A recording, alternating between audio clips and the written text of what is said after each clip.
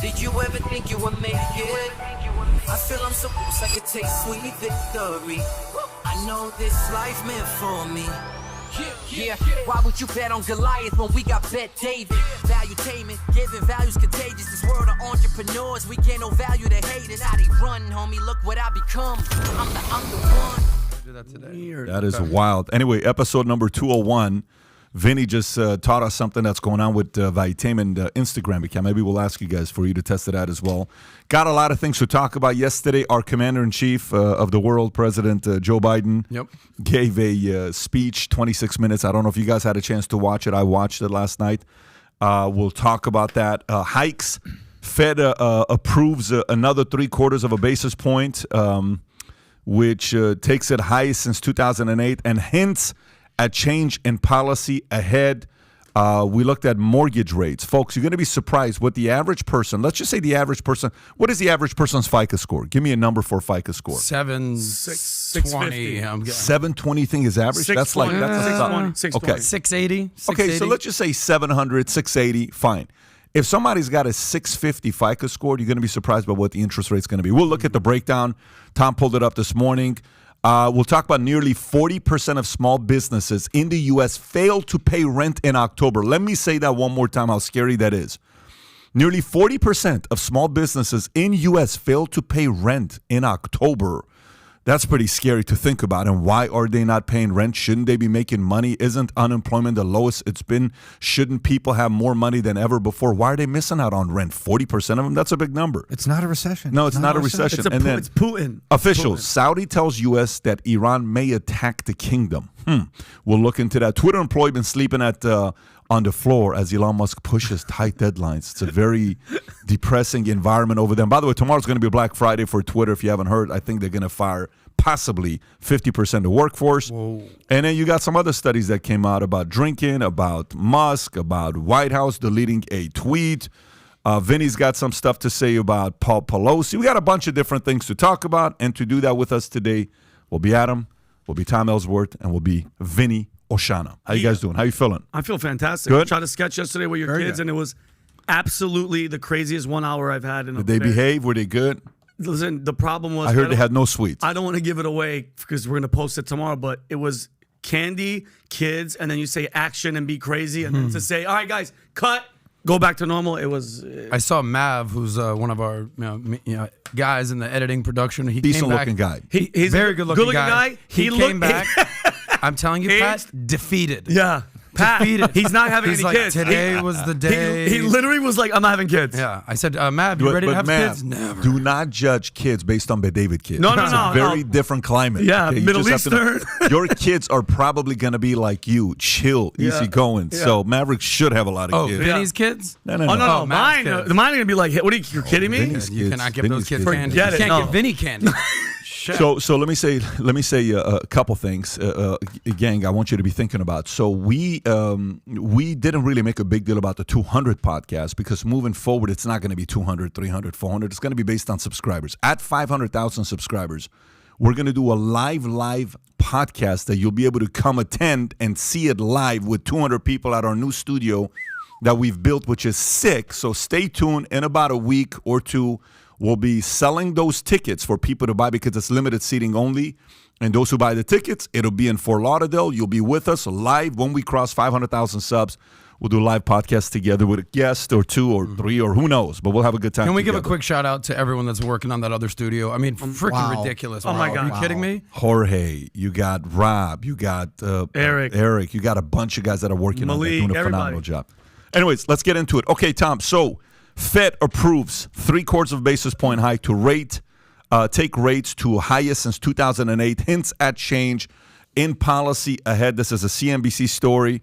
In a well-telegraphed move, the markets have been expecting 4 weeks. The central banks raised its short-term borrowing rate to 3/4 of a point to a target of 3.75 to 4 points, the highest since January of 2008. The move continued the most aggressive pace of monetary policy tightening since the early 1980s. The last time inflation ran this high. The new statement hinted at the policy change, saying when determining future hikes, The Fed will take into account the cumulative tightening of monetary policy, the lags with which monetary policy affects economic activity and inflation, and economic and financial developments. Economists are hoping this is much talked about step down in policy that could see a rate increase of 0.5 point in December meeting and then a smaller, fewer hikes in 2023. This caused the market. They announced this late, and the market tanked. It went from being down 20 points to being down 500 points within literally, I think, 30 minutes or so. So, Tom, when you see this, what are you learning with this rate hike they announced yesterday? Well, what you have to remember is when they say when the typical person reads well telegraphed, what that meant was the banks that make the mortgages were expecting this. Because remember, the mortgages move with the bond market and the mortgage-backed securities. And what the average person needs to understand is that the interest rates affect those first, then the mortgages. So the mortgages about a week ago were sitting there like 7.375, which is 7 3/8 to 7.5 is where they were. And this morning, I went in there and I looked and I said, what are they adjusting? Because they had built in some of this 3/4 of a rate increase. But what they heard Powell say is there's probably another 0.5 point coming in December. And so that moved things this morning. And I looked it up. If you're a person, typical in the United States, we were just talking about this. Pull it up. Type in Google mortgage rates. Yeah, mortgage rates today, and you'll get the and by the way, Tom, you have to realize this 3/4 of a basis point increase doesn't take into effect with rates for another week or so. So people are going to see an increase next week, maybe the following week. Yeah, so go ahead. Perfect. This is it right here. Now move the credit score. Just take it down to 680, 690. At 7.891. You are knocking on 8. Now let's say I've got a little bit of credit card debt and I've had things going on during the pandemic. Just take me to 650. Not any more than that, but just right to 650. Jeez. Boom. 8.327. So the banks are drawing a line. If you are below 650 right now, which is not horrible credit. Below 660. If you're below 660, below 660, not horrible credit. Yeah. You are at 8 3/8, 375. That's where you're sitting right now, which means, this is put it in perspective. Now we're talking rates and everything. And let's put it for the typical person. You bought a house, Vinny, last March, say for $500,000, 3.5% loan. Your payment was $1,800. Mm-hmm. Pretty reasonable. That's my rent now. If you try to buy that same house right now, $500,000 house, $400,000 loan, and you go out and you get a 7.8% interest rate, it's $3,000 payment on the nose. $1,200 more. Which means, and if you said to your bank, but I can only afford $1,800, and they said, okay, that's fine. Just go find a house that's worth $310,000. Oh wow! Do you see what just happened? Yeah. For your same $1,800 with that interest rate. Yeah. So that is ladies and gentlemen, a 40% drop in buying power for the American consumer. It's real. This is not speculation. This is not Pat and Tom talking about the future.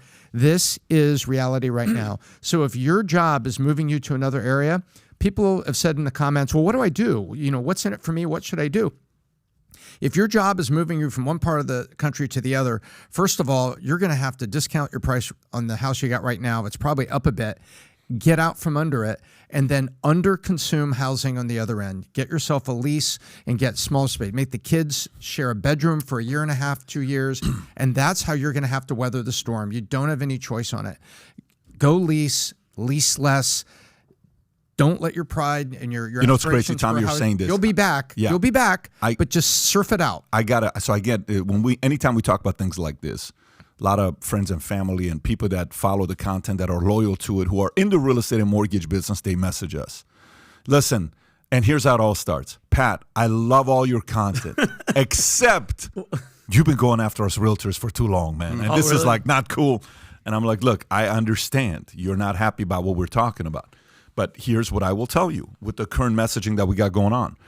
This is here because of printing fake money for too long.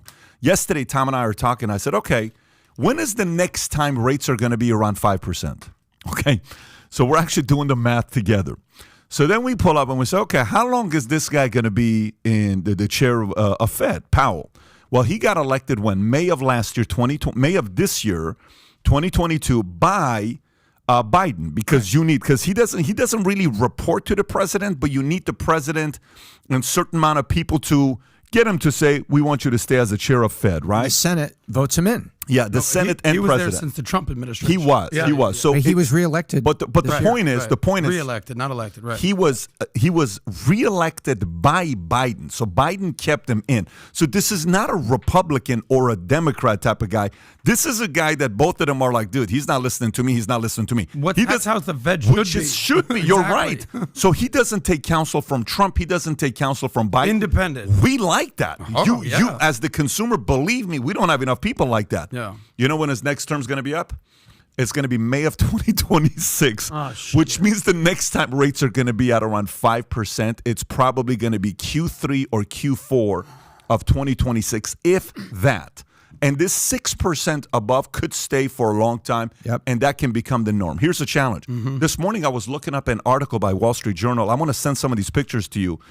And I don't know if you guys knew this or not, but Federal Reserve has assets and liabilities. Okay, they have both assets and liabilities on their balance sheet. On their balance sheet. Basically, the fourth branch of government, if you want to think of it. So when you say assets, they buy their own. They're like their they're own a entity. company. They're a company. So Tyler, I'm going to airdrop this to you if you can pull this. Well, that out. goes down to the premise of quantitative easing, quantitative tightening. That's how they kind of limit the money supply. Adam, don't start that. My nose is going to bleed. But quantitative easing. But typically, what they've done, they've stayed very neutral. It's been very neutral. So all of a sudden, when they start, if you can pull this up, I don't know if you see it or not. If you got it, I want to show this. It's very insightful on how the Fed works. Pull up all three of them if you can. So go to the first one I sent. Okay, zoom in a little bit. That's the balance sheet. The other one, the balance sheet of the balance sheet of the Fed. Here's what you're looking at. Zoom in a little bit if you can. I don't know if you can or not. So okay, here you go. On the asset side, they have $5.61 trillion of U.S. Treasury securities. T-bills. T-bills, exactly. Short-term bills, okay? And then they have $2.69 trillion in mortgage-backed securities. That's the MBS I talked about. That's right. That's what you saw in Big Short. So again, $2.69 trillion mortgage-backed securities. Is it the same way to explain, Tom, like a reinsurance, right? Like how Munich Re, a lot of these smaller insurance companies, they go to a Swiss Re and they're the reinsurance that's backing them up. So $2.6 trillion. It's the Jenga scene from The Big Short. Oh, yeah. Bad, good A's, loans, B's, bad loans, and triple cat B, shit. triple B. That's right.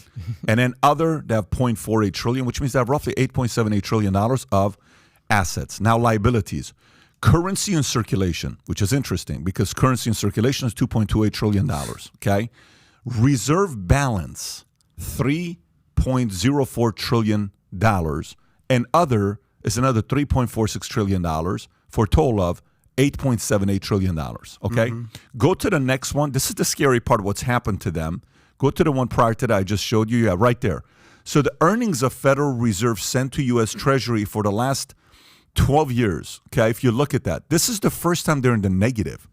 How is the Federal Reserve in the negative? Do you realize for 11 years straight, this is a very interesting fact, for 11 years straight, the Federal Reserve has netted $4 to $10 billion every month. Let me say that one more time. Every month, the Federal Reserve has netted $4 to $10 billion, except for this month. Look what happened right there. What the hell? Boom, drop off. And then something bad happened. Yes, and then if you go to the other one I sent you, I don't know if you got another one or not. There was a third one I wanted to show you, which is very, very interesting when you look at this. I'm sending it to VT MacBook Pro, so it just comes straight to you. I don't know if you see it or not. If you got it. Oh, there we go. There you go. If you can pull that up. Check this out. So this is how it looks, okay? The green, if you look at this, the green is Treasury securities. Cool. The light green is mortgage-backed securities at the top. The dark red is currency in circulation. And the light red is bank reserve. And then white is other, right? Go prior to 2008, prior to quantitative easing. It's very normal. Not a big deal. They didn't get involved. They just kind of were in there, they didn't do nothing. They were not manipulating the market. They were not manipulating the economy. And then they say, there is this thing called quantitative easing. Let's get involved. So they got involved. Oh, shit. Okay, now we're in too deep. And in 2020, oh, shit, COVID. Oh, what do we do now? Now it's like getting off of this. This is why when people sit there and they're like, no, this is not going to happen. Real estate's not going to take it. Dude, there isn't a better definition of fake success for this many years. and Powell, who right now has got a very, very hard job because anybody that's hated by Republicans and Democrats is probably the most honest man in America, okay? This guy is not liked by anybody. Yeah. No one likes this guy. The left doesn't like him. The right doesn't like him. Heck, the people in the middle are confused. They don't know if they like this guy or not. Yeah. But all he's saying is, guys, we can't go like this for too long. So, Pat, somebody like me that doesn't, I mean, Tom has sheets. He's going to have a bullet point presentation in 5 minutes. I don't know. For somebody that doesn't know, so when they printed all this money, now they're hiking up these rates, Tom, because they want to make their money back? Is that what it is? And we're all suffering because we're not in a recession, but we are in a recession. How would you explain it to somebody of how they could hike up a percentage for mortgages and we're going to be suffering because they fucked up? So what happens if inflation goes high? Who's affected by it? We are. Who's Everybody. The people. the people. Everybody. Everyone but the rich people, basically. Are the rich people affected by it? They'll be all right. Are they? Inflation? No, They'll be rich just people fine. Are going to be fine. They'll be Don't get me just wrong. fine. They're affected, but they're not decimated. He's by right. Zuck lost $100 billion. But he's chilling. Yeah, but by the way, a lot of these guys, these big billionaires that I'm talking to guys that were worth $50 billion and up, $100 billion and up. You know, this year they've lost roughly $500 billion of wealth. Okay. Well, that's because during 2020 they gained $10 trillion of wealth, something ridiculous. But exactly. Yeah. But the point is that's normal. That's okay for that. These billionaires are going to be okay. But it hurt. I mean, but it's still a loss. All I'm saying is the guys that went up Yeah. and made that fake money because of COVID, that money is gradually disappearing. Got you. Okay. So if the average person cannot go out there and say, dude, how the hell am I supposed to be paying for this stuff? That is not good for anybody because if they can't make their bills, if they can't pay their bills, then crime goes up, then divorce rates goes up, then drugs goes up, then alcohol goes up, then everything goes up. Now you have a bad situation here. So they got to figure out a way to control inflation. And unfortunately, Feds caused this mess trying to fabricate the economy from dropping the way it did in 2008. Now they're trying to kind of backtrack. It's kind of a shitty situation they're in. I just realized something. I just went into my back pocket. I think we're good because the Powerball was $1.5 billion. I got 10. Okay, well, I haven't even looked yet. Yeah. We have nothing to worry Guys, about. we're good. They announced the winning numbers, Vinny. Wait, but who's the winner? Was the winner in Florida? Where? Because I'm not looking, pal. Vinny, Just- no, I don't think anybody I have won. bad news, bro. What? You didn't win. How do you know? What are you, a psychic? Tom? You didn't win the billion. Don't break his help you heart. with one thing. Yeah. And for the average person to understand, and the average person on the street, you can explain things in simple terms they would know. I put the that chart back up, the length chart where it was extending, that one. So just look at a picture. Okay. Look what was happening the last 2 years of the Trump administration. He was trying to address this, and do you see how it was squeezing back? Yeah. It was about to squeeze back in because the Trump thinkers knew that we needed to get back to pre-2008. And the policies they put in, take a look. Yeah, you're It right. was squeezing back. And then the whole thing goes off rails with COVID and we printed money. So you can say what you will, that you should never leave Trump alone in a room with your daughter, which I agree with. But I'd love to leave him alone. I'd love to leave him alone in the room with the economy because good things appear to be happening.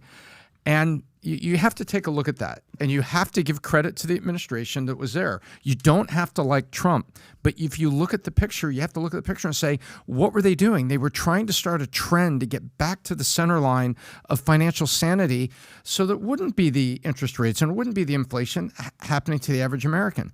And now the best analogy I have for it is when you get cancer, chemotherapy sucks. But why do we go through chemotherapy and radiation? Because it'll kill the cancer, right? We are going through increased interest rates and other things that the Fed is doing because unfortunately, that's the cancer cure for inflation. And it sucks and we all have to get through it together. And all the analogies are there. You may lose your appetite, you may lose your hair, but this is what we're going to have to do to get the economy to come back into a center thing, and it sucks most of all for middle class people. And do you guys think like a political shift would start changing that the other way? Like if a Republican went in, DeSantis, whoever, is that going to start changing? If the politicians have the theological view of the economy like this, then that helps. Okay. I'll try to extrapolate Extrapolate. Good and break word, it down, Adam. down Word for of the you. day. So you posted something on your Instagram the other day regarding Milton Friedman. I actually watched it multiple times. I think it was very telling. And then we've talked about the steroids analogy as well. I'll try to kind of give an analogy, break it down, and then what basically everyday people should do. So Pat talked about Milton Friedman basically comparing alcoholism and getting drunk to printing money. And essentially that there's short-term and there's long-term benefits of stopping drinking. Yeah. Like if you're an alcoholic and you stop drinking, like short-term you're going to go through withdrawals, seizures, like all the sweating, the disgustingness. But long-term, you're going to be better, right? Correct. Same thing with steroids. If you're on steroids, just like printing money, if you're on steroids short-term, your body's going to just be, what the hell just happened here? Especially when you stop using steroids. But long-term, they'll be and you benefits. look good for a minute. Exactly. Yeah. So same thing with printing money, is that if you're just printing money, okay, short-term, hey, everyone's got money, this is great, the economy. But long-term, it's a mess. And so exact opposite situation when you stop printing the money. Short-term, there's going to be this nonsense that we're seeing, right? But long-term will be better. So that's essentially the macro perspective on printing money. It's not good. I mean, the money, we talked about this all the time, the more money you print, Can you pull up the Milton Friedman clip? Yeah. I think we can show Adam, that because I think that's a great word. And I think the printing the money, Adam, don't forget your thought. The printing the money during the COVID, I understand. The people needed the money, bro. Especially I was in LA acting, everything, comedy done. We needed it, but they've continued to keep paying people. Number one, and then we spent how many trillion? That's what you mean by printing more money? Yeah, of course. That under the first CARES Act under Trump was $2.2 trillion, and then Biden came in with the whole situation. He printed another $3 trillion, but stop printing money as it flows to the rich people. The question that you asked when you asked Tom, and Tom said Trump tried to address it, the economy at the end. He says, you may not trust him. What did you say? You may not trust him in a closed room with your daughter, but you could sure trust him with the economy, and he had it going in the right direction. So love him or hate him, that's the truth in the stats. Look, when you think about like somebody who comes into, you buy small business, and there are people that buy businesses that are struggling businesses. There's a model. These are people that come in and say, hey, you're dying, you're struggling, but it's a good business, it's a good product. You just are making some bad decisions. Operators are bad. There are people that target businesses like that. The first thing they do when they come in, they look for wasted expenditure. They get rid of it. They look for wasted hiring. Like Elon tomorrow is said to be firing 50% of his employees, okay? He's an operator. He comes in, he's letting go 50%. Cost, expenses, whatever he's doing with the verification, AOC's not happy about it. He says, no problem, you don't like it, thank you for your input, but now pay $8 a month, right? Yeah, beautiful. So he says, and then he explains to the other guy, who was the other guy that was on, that's like, yeah, I can't believe you're charging $8. Says, listen, you have to figure out a way to run a business. We got to make some money. That's what you got to do. So a logical thinker like that can fix this economy in no time. Logical thinker can fix this economy in no time. Yesterday, Biden's speech. You know what Biden's speech was? The first thing he talked about. So you know how when you're doing a video on YouTube, what's the most important part of a video you put on YouTube? What's the most important part of a video? First 3 seconds. First 3 to 5 seconds. Catch 'em if quick. you don't get them the first 3 to 5 seconds, you lost them. Yeah, like a stand-up, It's over. like stand-up comedy. It is so important on how you catch my attention. Yeah. You know what's the first thing he talks about? What? The first thing he talks about is Paul Pelosi, okay, and the threat to the hammer, Yeah. and then talks about the MAGA Republicans and talks about elections. Like, the whole message was around people that are going to question the elections. And you're sitting there, you're like, okay, rates just went up 0.75 basis point yesterday, okay? The market's where it's at. People are concerned. And the only thing he wanted to talk about was elections for midterms the entire time. And Paul Pelosi, 23-minute speech, 22-minute speech, whatever the timeline was, that's all he talked about. And now they're saying that the elections, midterms that are coming up, don't expect real results for a few days. And then Brazil, did you guys see the guy that won Bolsonaro. Brazil? Can you pull up the picture of how many people protested in Brazil? Have you seen the picture? Yeah, remind me of like the Iran protests. How many people go to Brazil protesting? This socialist who's a criminal who won. Do you know who's getting involved? Do you know who's getting involved to say you can't question the election results? U.S. CIA, the director of CIA here, one of the leaders of the CIA here, went to Brazil to deal with their elections, and now America is saying it's a fair election. We can't say anything about it. And the voters are saying, no, I don't know if you count on my votes or not. So here's where you go with it. If somebody is sound who's coming in saying a logical thinker who can sit there and actually come up with policies that are good, this can be fixed in 4 years, the economy. It's not going to take 1 year. It's not going to take 2 years. It's going to take 4 years. And you don't just do it suddenly. It's got to be very, a methodical way of you doing it. And Powell's trying to do it. He's doing his best to do it. It's not easy what he's doing right now. It's a terrible job that he's got.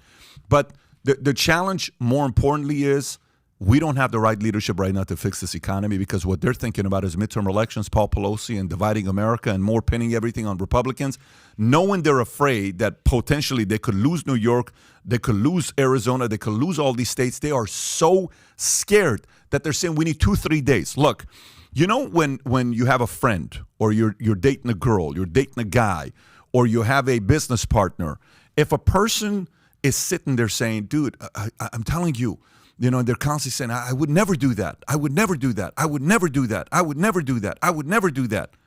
Maybe you would do that, or somebody who is keeping a area that they don't want you to look at. We can look at anything, but not that. We can talk about anything, but not that. We can talk about anything. Nothing to see Yeah, when a police officer said, there's nothing to see here, there's definitely something to see there. So when politicians tell you there's nothing to look at with Brazil elections, there's nothing to look at with midterm elections, there's nothing to look at with this, listen, man, I have a hard time trusting any of these politicians that taxpayers are paying, because they think America's theirs and America's the people's country. Mm-hmm. That's what it is. Mm-hmm. And I think more Americans today are starting to realize this bullshit. So going back to the economy side, if the right person's operating America, we can fix this. Unfortunately, we have a hard time with the current person that we got, because I don't even think he cares about the economy. I don't think he cares about the economy. I don't think he care about the economy. I don't think he cares about the economy. What do you mean by that? I don't think he understands the economy. I don't think he cares about security. I don't think those three things are priority to him. I'm being genuine. Zero. How do you say he doesn't care about the economy? I don't think those three issues are in his top 5 issues. I don't think he puts economy, security, border in his top 5 issues. I'm not going to fight you on the security and the border, because we can obviously go down the rabbit hole here. If there's a U.S. president that doesn't have the economy in their top 3, I don't care who it is, left, right, up, down, green, purple, you really they are believe that? fucking missing the boat. But by the way, you're right, and he is missing the boat. I don't think he cares about the economy. Because I have a hard time believing that he doesn't care about the George economy. Will, who hates Trump. I agree. Who hates Trump. But ultra-conservative. But ultra-conservative. It's very important for the fact that you said that. Yes. So listen to yourself. George Will, who can't stand Trump, can't stand the fact that Bill O'Reilly wrote a book called Killing Reagan and went after Reagan. If you want to see a shouting match, go watch George Will, Bill O'Reilly. But he cannot stand Trump at all. You know what he said yesterday? George Will begs, if he can show this on the screen so the viewers can see it. George Will begs Democrats not to run Biden-Harris 2024 and risk America to Trump in scorching op-ed. You know why? Because he knows these two guys could care less about the economy. It may be a top 10 issue. It is not a top 5 issue for them. I think it's like one of those things when you wake up in the morning, you're like, yeah, I got to have some breakfast. I got to have coffee. That's in your top 5. Working out, not in my top 5. Probably my top 20. I'm going to skip it today. Coffee, top 3. You think economy is top 3 in this guy's daily issues when he wakes up? Hell to the no. If it was, he would have talked about it yesterday. It's not on his mind. Mm-hmm. Well, he's pandering to voters right now. Whatever you think. He's pandering to voters. He's going to talk what he thinks people want to hear in order to drive the base to the polls. But that's the point. He can't talk about the economy right now because the economy's shit. But he doesn't realize. So if you and I right now, if you got a big-ass cut here, your leg is broken, like literally you just broke your leg, and I'm telling you, so what do you think about what happened with the Lakers yesterday, with the Pelicans? What do you think about it? Yeah, I'm ready to play. Did you see that pass from Russell Westbrook? And like, Pat, my leg is broken. Dude, who cares? They won yesterday. Yeah. It's freaking awesome. The Lakers won. You're like, dude, my leg is broken. So America's saying, my economy is broken. You're talking about that elections are not going to get the real results for 3 days? What the hell are you talking about? No, he has no clue. They're already. That's messaging, though. That's messaging. No, it's called lack of interest in the economy. It's not messaging. Adam, there's something lack that goes of interest deeper in here. the economy. You have to go on this is the way the left views the economy: print or tax or regulate. And the guy who's on the far side of tax and regulate, that's Bernie Sanders. I've now described to you what the far left looks like: ultra regulate, ultra tax, and then over here, print. Just print the stuff. AOC has even said we should do, it says, why not print another 1.1 trillion? If it helped all the people, then print another. They don't understand that there is a piper to be paid, and it is the Federal Reserve balance sheet. They, on the left, they don't think of it that way. Okay, And by the way, I hear what you're saying, but Bernie Sanders and AOC don't have anything to do with the fucking economy. No, Thank God. I'm talking about they're not doing anything. I agree with you. They're not Paul Volcker. They're not My Janet point Yellen. is, they're not that Jerome is- Powell. That's not the people touching the economy. Adam, they wish they could. That's correct. Thank God that they is don't. the number line of going to the left of how they approach the economy. You tax it, you print, you regulate. And go take a look what happened in Greece 10 years ago. Go take a look why that there's conservative leaders getting elected in Europe, because the people know it doesn't work. What's going on here in Brazil is all connected. If you've heard about international economy, and they talk about BRIC, B-R-I-C, Brazil, Russia, India, China, as the 4 biggest economies outside of what is known as the Western democratic economies: Australia, Japan, UK, EU, United States, Canada. Well, guess what? The B in BRIC is Brazil, and the globalists do not want a conservative, right-turning Brazil. That is what is happening here. This is all aligned on the globalist left-line thinking. It's all connected. To me, I see a picture coming together very rationally, and that's why you've got George Will stepping out like this, saying, for the good of the republic, let's not go here. And he does not sign up to MAGA or Trump or things like that, but he's saying, let's not go here, please. No, he's right. So Democrats have rarely, the last Democrat president that cared about the economy as a top 5 on his list was Clinton. Yep. Okay.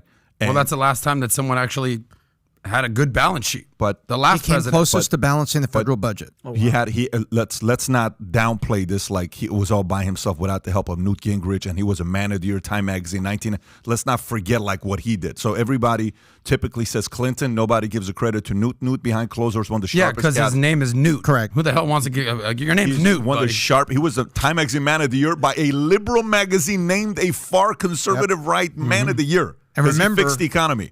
So, but going here, 12 years that led up to the Clinton last time this happened, the last time it happened under a Democratic president was a Bill Clinton. Democrats don't wake up in the morning with their number one priority being, economy.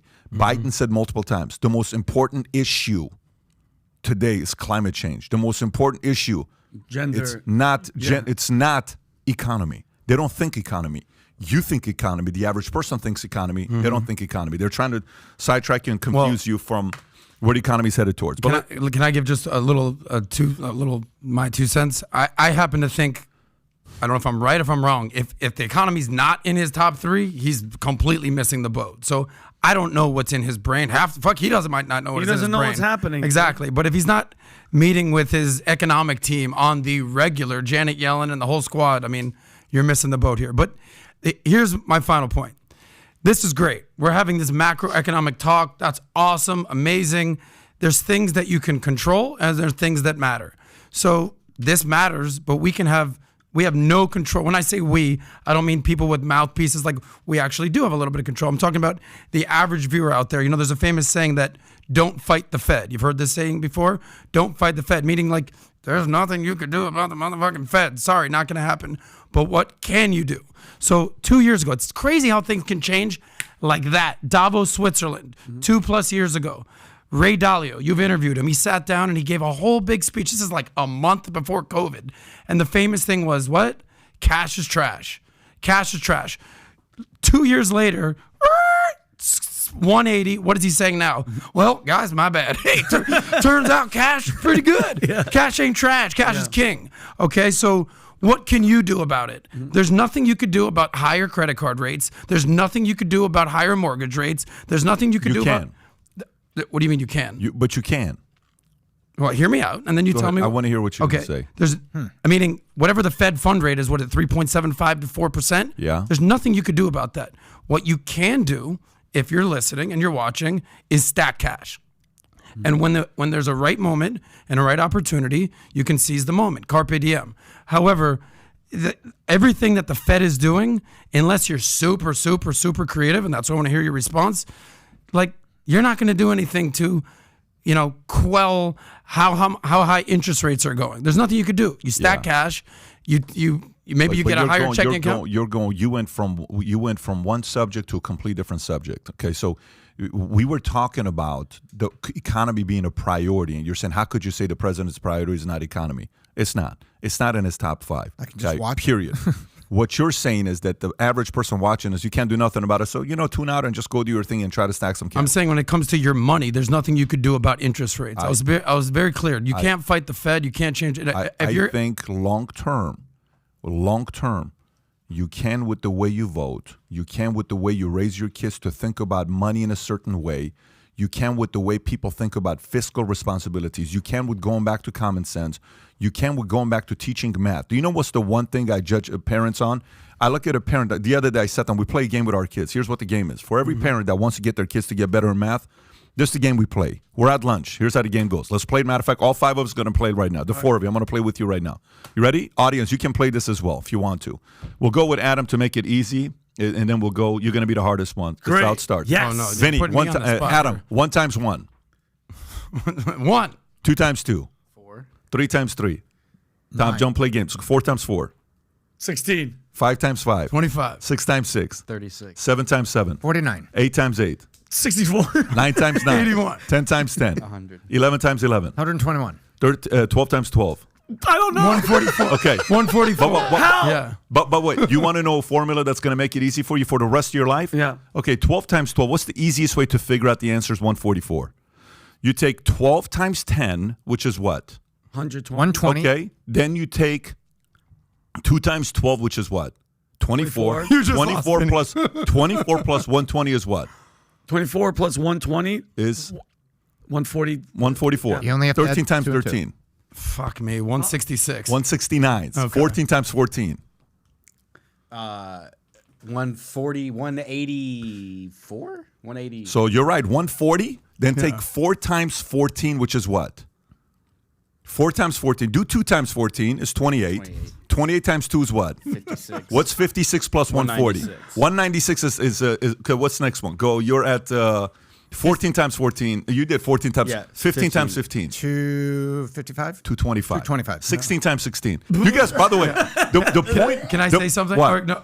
So half the audience is like, dude, that was sick. Pat just like broke it down. I got Everyone's half on the their audience phones? is like, These people are Pat, fucking I'm idiots. just No, let him the finish. Let him calculator finish. out. Let him I finish. want to make a point to Yeah, you go here. ahead. You know what happened? Yeah. We're doing this Sunday night. My nephew is there, Sean. Okay? great kid. Jennifer's sitting next to me. Mario's sitting next to me here.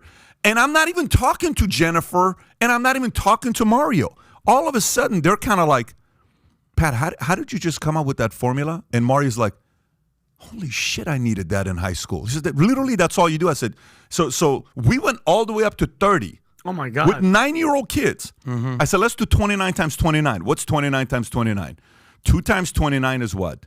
58. You add a 0, which is what? 580. 580. So now we have a 9 times 29, which is not easy. But let's do, what's 9 times 2? 18. You add a 0. 180. Okay, so far we have what? 180 plus 580 is what? 760. So what do we have left? What do we have left? Come on, Vinny. From you got 7 this. from We have 720? 9 times 29. We did 9 times 20. All we have left is 9 times 9, which is what? 81. 81. What's 81 plus 760? 841. Vinny, you got this, bro. Adam, shut up. I'm gonna use my phone. But the point is, we need to teach economy. We need to teach numbers. We need to value math. We need to value logic. The more we value voting through logic, we're not going to fall for this bullshit stuff that they're talking about. We're not teaching enough people to learn how to reason, to learn how to make decisions, to learn formulas on what makes the economy work. Everything in life for me is about figuring out the formulas. I watch you. You don't even know this. I watch you and I look at Adam when he walks. If you look at the way Adam walks like he's 22 years old, okay? But here's the one thing most people don't know about. Adam, every morning, doesn't matter where it is, what do you do in the morning when you wake up? I stretch. I do yoga. How long do you stretch in the morning? Do I have a PBD podcast that morning? Because like 30 seconds. But no matter what, if you don't have a PBD podcast, how long do you stretch in? A half hour. But you do it every day. Yeah. Okay, guess what? I'm in my 40s. That's a formula. You ought to wake up in the morning and do stretch. I'm looking for formulas. I look at Tom when I'm on the road with Tom. It doesn't matter what time it is at night. You know what's the last call Tom makes? To his kids. how's your day today? What'd you do today? How was school? How was your test? How was your exam? He does it with both of his girls. No matter how many places we're in life, I want to borrow great formulas. Our job is to borrow great formulas in every aspect of life. We just learned printing money is not a good formula. Remember this the next time they want to, somebody's running to say, I want to print money to help things out. Just remember certain formulas don't work. So yes, short term, go get your cash. Go make your money because a lot of shit's going to be on sale next year. But long term, get a little bit more clear on your philosophies so you don't fall for the same bullshit people keep voting for. And then they say, I can't believe we're in this economy. You voted for this person. What do you mean you don't know how you voted for this person? Well, I just didn't like the other person. Next time, don't vote based on emotion or identity. Vote a little bit more on logic, formulas, and ideas. Yep. Not purely emotion. So I think long term, we need common sense to come back to be popular again. We've stepped away from that. Well, we just did right now some basic math formula that we lost 90% of the audience. I guarantee you a lot of. I guarantee you a lot of parents. I guarantee you. How many guys that are parents that you have kids under the age of 12 are planning on doing this with your kids this Sunday? Yeah. Comment if you would. And Pat, basically what you're saying is, and I get it. I get the media attacked Trump and went after him. So you're saying stop thinking about personality and think about the policy, the stuff that these people are pitching. You know what I mean? Like that's what Trump again, same argument. Hate him, orange guy, demon, World War, whatever. The policies were kicking ass and the proof was in the pudding. We went like this. And now the other side's excuse is, well, at least it ain't that guy, which is bullshit. I'd have more respect if Biden, if any president just came out and goes, all right, guys, listen, we're fucking up.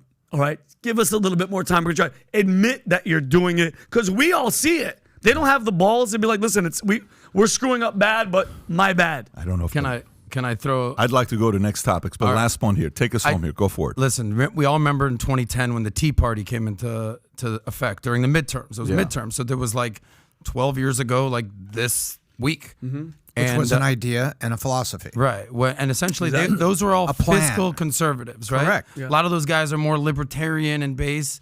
But I they guess talked about what they were going to do. Quote unquote do. Not they were what to against be scared Obama. of. I'm going to do this. I guess all I'm saying is there's no doubt that Republicans focus more on the economy. If you're more conservative, you're more conservative with your ideology, but also with your money. You're more fiscal conservative. I'm with, for sure, the conservatives on that side of the equation. But I think we would be doing kind of a disservice to pretend that Trump didn't also print $2.2 trillion of money when COVID started. So, like, there's the Trump effect, but he also, like, he was the person that, as far as COVID goes, he was the person responsible for Operation Warp Speed. He kind of got stuff going. So, I hear what you're saying because I do agree with you, but I can't just give Trump a free pass as if he, did everything great and he wasn't responsible for printing money and creating COVID, vaccines and all that. So it doesn't exactly always equate that way. Yeah. So tell me why I'm wrong. Go ahead. Tell you why you're wrong. This guy shut down coming in from China immediately. They said this guy's anti-Asian. Racist. They said he's racist. This guy tried to put, what do you call it, on taxes when Tariffs. He was putting tariffs on China and he is racist. Mm-hmm. This guy shut down anybody doing business with Iran and flat out put tariffs and banned anybody doing business with them. He's racist. This guy was ready to shut down TikTok. And, no, I can't believe he's going to be doing this. And we realize what TikTok is doing right now with a story this week, just yesterday. We were talking about this on Tuesday. TikTok is potentially the next app to go down. He was the only guy that had the brass to make tough decisions. And the reality during that time when COVID came out, nobody had a clue what the hell was going on with the pandemic. They didn't want to blame China. Everybody wanted to blame COVID on him. He's in the middle of it saying, what the hell are we doing? This guy that's supposed to know everything, Anthony Fauci, is saying it's best if we shut down. If I don't, I'm going to go against science. What do we do? If I'm shutting down restaurants, I got to pay the money? Shit, if we're telling you can't go to work, we have to pay for the money you're not making. Then what are we going to do? It was hands tied against his back and it made him look horrible, and it's why he lost the election. Mm-hmm. If COVID doesn't happen, he's your president today, and we're not in the economy that we have today. Matter of fact, even yourself, COVID doesn't happen. He's president today. Tell us, where's the market at today? Well, did we print $5 trillion or no? No, we didn't. No. If COVID doesn't happen, If COVID doesn't we're happen. assuming that he wouldn't have printed any money? If COVID doesn't happen, you COVID don't need to doesn't print any money. Why would Hold you? on, what do you mean if COVID didn't If happen? COVID didn't COVID happen. doesn't happen, why do you print any money? Oh, you're saying if COVID just didn't happen? it If didn't there happen. is no I COVID, wish that fucking didn't happen. but if COVID didn't Yeah. happen, who's your president today? It would likely be Trump. And right? how would the economy be today? Hopefully better than it is now, of course. But That's Okay. That's yeah, well, a no-brainer. Listen, just to be super clear, would I rather have Trump and a good economy in 2022 or COVID and a bad economy? I don't care how much you hate Trump. You fucking take Trump in the good economy. You're Nobody saying wanted COVID. The Adam of 2 years ago wouldn't have said that. No, that's not true, Pat. The Adam of 2 years Do you ago think I'm wouldn't have said rooting that. for COVID? No, but rooting no for a one- bad no, economy? Don't No. get No, don't change the dramatic answer. Here. Well, don't what- get dramatic what- here. yeah. All I'm saying to you is, if they needed something to get this guy out because he was exposing all these politicians and they hated it. They couldn't stand it. The way he did it, he could have been 10 times smoother, but he was exposing all of them and they hated it for it. You can bash the guy, you can trash the guy, you can say whatever you want. If somebody is targeted that hardcore for this many years and nothing's happened to him yet with Russia, all these scandals, you are naive if you believe 90% of the stuff is true. Naive if you believe 90% of the stuff they went after him is true. Well, you said two things there, if I can. I know we want to move on, but yes, the media completely lied about him, and what came first, the chicken or the egg? Did he hate the media or they hated him and he was attacking them? So we're in full-on fundamental agreement there. But you also said something else. Were you basically saying that COVID was essentially created to get Trump out of office? No, I never said that. No, but you Those said are- that like I don't. No, he didn't say I know. I don't think he said. I They never needed said COVID something, was is what he started, said. but you're saying they needed something to get guys, him out. It's not they needed they needed a crisis to get him out. Right. And they used COVID as the best crisis ever. There couldn't have been a better crisis handed over to them. I'm not saying But this they didn't was create that though. who the hell said create? Tell me. No, I'm rewind to see where we said You're created. saying they needed something. No, I so said- they were opportunistic. They saw this happen. Of course. when 9/11 happened, what did Bush do? He United America. yeah, of course. And what did the media in 2001 do? They all got behind each other. Yes or no? It was the biggest tragedy in America since Pearl Harbor. So of course, if you're an American, you're going to have a little Well, empathy this for is a what's pretty going big on here. tragedy with COVID that took place. And this COVID tragedy that happened, what did they do? They blamed Trump instead of China. Yeah, they You still can't haven't- tell me you don't remember that. And they called him a It's not racist like every this was time 20 he years said ago. the China But- virus. but- When COVID happened, it was his fault. Even though the moment he shut down China, Nancy Pelosi the next day was in Chinatown. Yeah. And then she changed her position 2 weeks later, saying we should have closed China earlier. What the hell are you talking about? The level of hypocrisy lost during COVID, they lost their credibility. They used Russia, it didn't work. They tried to use COVID, it worked. They used a crisis. But what they got with the crisis they used, which is awesome. You have no idea how glad I am America got Biden. I can't even describe it to you. I love the fact that Biden's our president because of one reason. You know why? Because everyone's seeing what the opposite policies look like. And people behind closed doors are like, oh my God, this isn't, and I voted for this guy. Do you know how many people have voters' remorse right now? A lot of people. I know a lot of people that have voters' remorse. You know why is the only reason people who have voters' remorse won't say it publicly? Because we hate being wrong. Our egos in a way. There's no way we're going to admit to voters' remorse. They'll still go back. Anything but that guy. No, people have voters' remorse. Tell me what's going on with your job today. Tell me what's going on with the economy today. Tell me what's going on with your lifestyle today. Tell me what's going on with your gas station today. Tell me what's going on. Tell me what you're thinking about. I'm so glad this happened for people to realize what the opposite looks like. The next time around, think twice when you vote. If the right votes are going to be going through like what they're talking about when Biden says, it's going to take a lot of places 3-4 days. Dude, for decades, for years, without the current technology that we had results that same night. For years. You mean to tell me technology is backtracking and now you need more time to count? What are you talking about? In every single thing, I'm getting data analytics faster. We just bought a technology 5 years ago. We invested $10 million into it. I can pull up the data right now while I'm talking to you. I can tell you exactly how many policies we sold last night, okay? I can pull it up right now while I'm talking to you, and many times I do while I'm on the podcast. I check to see how our day was yesterday, okay? I just go here, one button, boom. I can tell exactly how many policies we sold last night. I can tell exactly, 300 policies were submitted last night. I can see that with this. You mean but if you asked me this 12 years ago, hey, how many policies were submitted last night? I would have to call on more. Hey, let me check with the department. We're going to get back to you in a minute. 4 hours later, we sold 28 policies last night. We didn't have technology. Now you need 3 days to decide elections. Yeah. And since 1776, with no technology, we had results the same night. I need 3 additional days. You're a qualified naive. There's many words I can add. If you actually believe that they need 3 additional days. If you're not skeptical in that statement, you deserve exactly what you get. If you're not skeptical in that statement. And Pat, not to be a conspiracy guy, I'm just saying I can have an opinion and I could have a thought.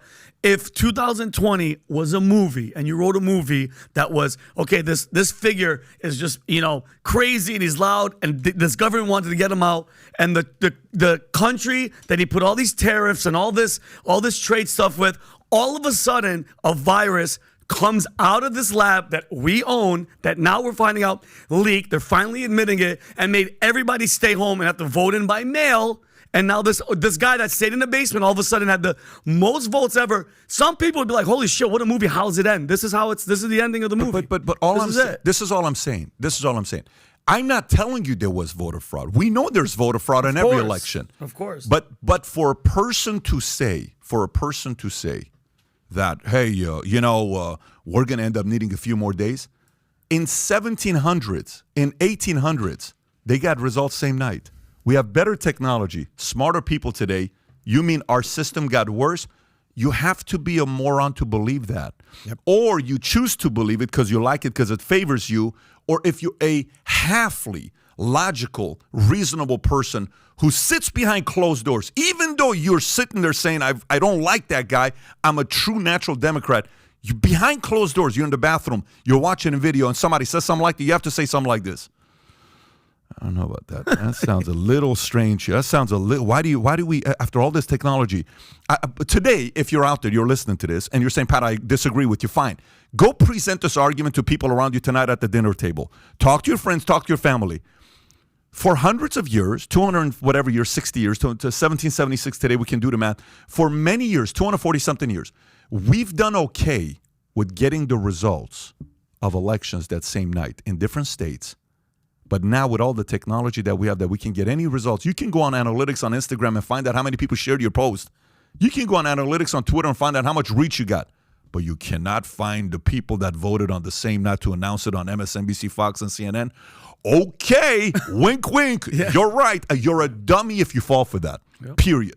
Yeah. And I'm not a dummy. So that's the only level of skepticism I have, that when the economy is where it's at and you're talking about elections, look, folks, all I'm saying to you is, keep your eyes open. There's been people, how many people have had family members that stole from them? How many people have had family members that have stolen from them? Everybody has. Have you had family members that have stolen from you? Have you had family members that have stolen from you? Have you had friends that have stolen from you? Mm-hmm. Have you had a friend that backstabbed you? Have you had a girlfriend that stole from you or backstabbed from you? If your own blood will steal from you, you don't think the government will lie to you? Yep. Like, who do you think? Do you think you matter to half these guys? Yeah. No. So we can't be that naive and think it's not possible. Mm-hmm.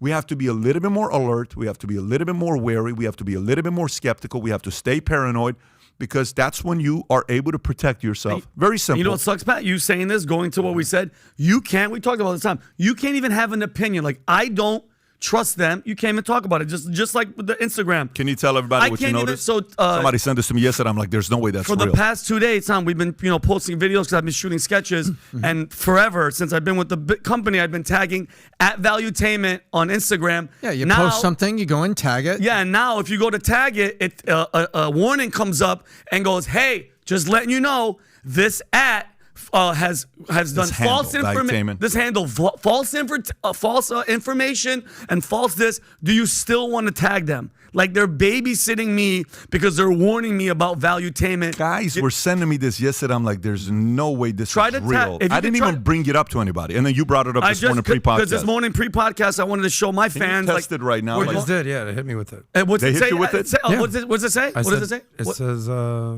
Try to tag Valuetainment, guys. Let me try. So what do? You go and you try to post to your story, picture. Pat. Go to your I'm story. just reposting what we talked about this morning. And I type in Valuetainment. This account has repeatedly posted Valuetainment. false information that was reviewed by independent fact checkers that went against our community guidelines. Do you want to mention this account? Yeah, who's the independent fact checker, Tyler? Who is that? It's Snopes or PolitiFact. or Are you kidding me, bro? Well, and Mark Zuckerberg has admitted that the fact checkers are just by the they're way, all biased, basically biased. By the way, guess what? Fine, do it. You know what's happening? Guess who this favors more? Guess who this favors? Guess who this favors? One company that's going to blow up and Twitter? be a $1 trillion company. Keep playing these bullshit games. I tweeted at Elon yesterday saying, tell me how we can get in on the investment. Yesterday, Kathy Wood from ARK, who hates Elon Musk and shorted Tesla, all of a sudden got some money in it where you can invest directly into Twitter. And you can do as low as $500 a month, but only 12% goes into Twitter. So I tweeted at Elon, I got a group of people that want to invest into Twitter. How can we get involved? Do you know why I'm doing that? Because I think this is going to be a $1 trillion company. I think. And it's I know. I believe it's going to be a $1 trillion company. Why? Because I'm confident Facebook's going to screw up. I'm confident TikTok's going to screw up. I'm confident Instagram's going to screw up. And I'm confident Elon's going to keep it freer than the rest. And that's why I believe Twitter's going to be a $1 trillion company. Her politics are blue, but her money is green. I called my financial guy yesterday, told him how much I want to put on Twitter. He says, you want to go that high? I said, yes. He says, you sure? I said, yes. Wow. Yes, I want to go that high. Not because of just Elon, because I know the other guys are going to piss off too many people. What do you mean misinformation on Valuetainment? You kidding me? Like, we're an entrepreneur site that's talking about business and issues and finance and economy, and you're going to say these guys post stuff like that? One of your videos on Instagram got how many views on Valuetainment account? 29 million. 29 million views. You're whatever sound that you make. The fake prank. It's hilarious. But anyways, it is what it is. Let's continue with the next topic. Hopefully the next one we won't need 55 minutes. Okay. Yeah. But I think that was good. Within that topic, I think we hit up like 10 other topics. Okay. Nearly 40% of small businesses in the U.S. failed to pay rent in October. This is a Daily Mail story. The findings published Tuesday by Boston-based business tracker Alignable illustrate the stark effect inflation is having on everyday Americans. The survey of 4,789 small business owners saw more than half of respondents say their rent is at least 10% higher it was 6 months ago. Interesting, 10% higher than it was 6 months ago. If you go back even 7 months, the majority said rents have increased 20%. This 20%. So if you're paying $10,000 a month, now it's $12,000 a month. The study found that roughly 37% of small business owners, almost half of all Americans working in private sector, were left unable to pay rent in October. Compounding concerns is the fact that several states, such as New York and California, are already well over the already high national average. Tom, what are your thoughts when you see a number like this? How important is this to the average person? This is hugely important because this is the dry cleaner down the street that you go to. This is the little butcher shop in Brooklyn that you go to. This is the small businesses you go to. This is the bead and art shop that your daughter goes to and gets those little things for crafts after school. These are small businesses sitting there on Main Street America that are now...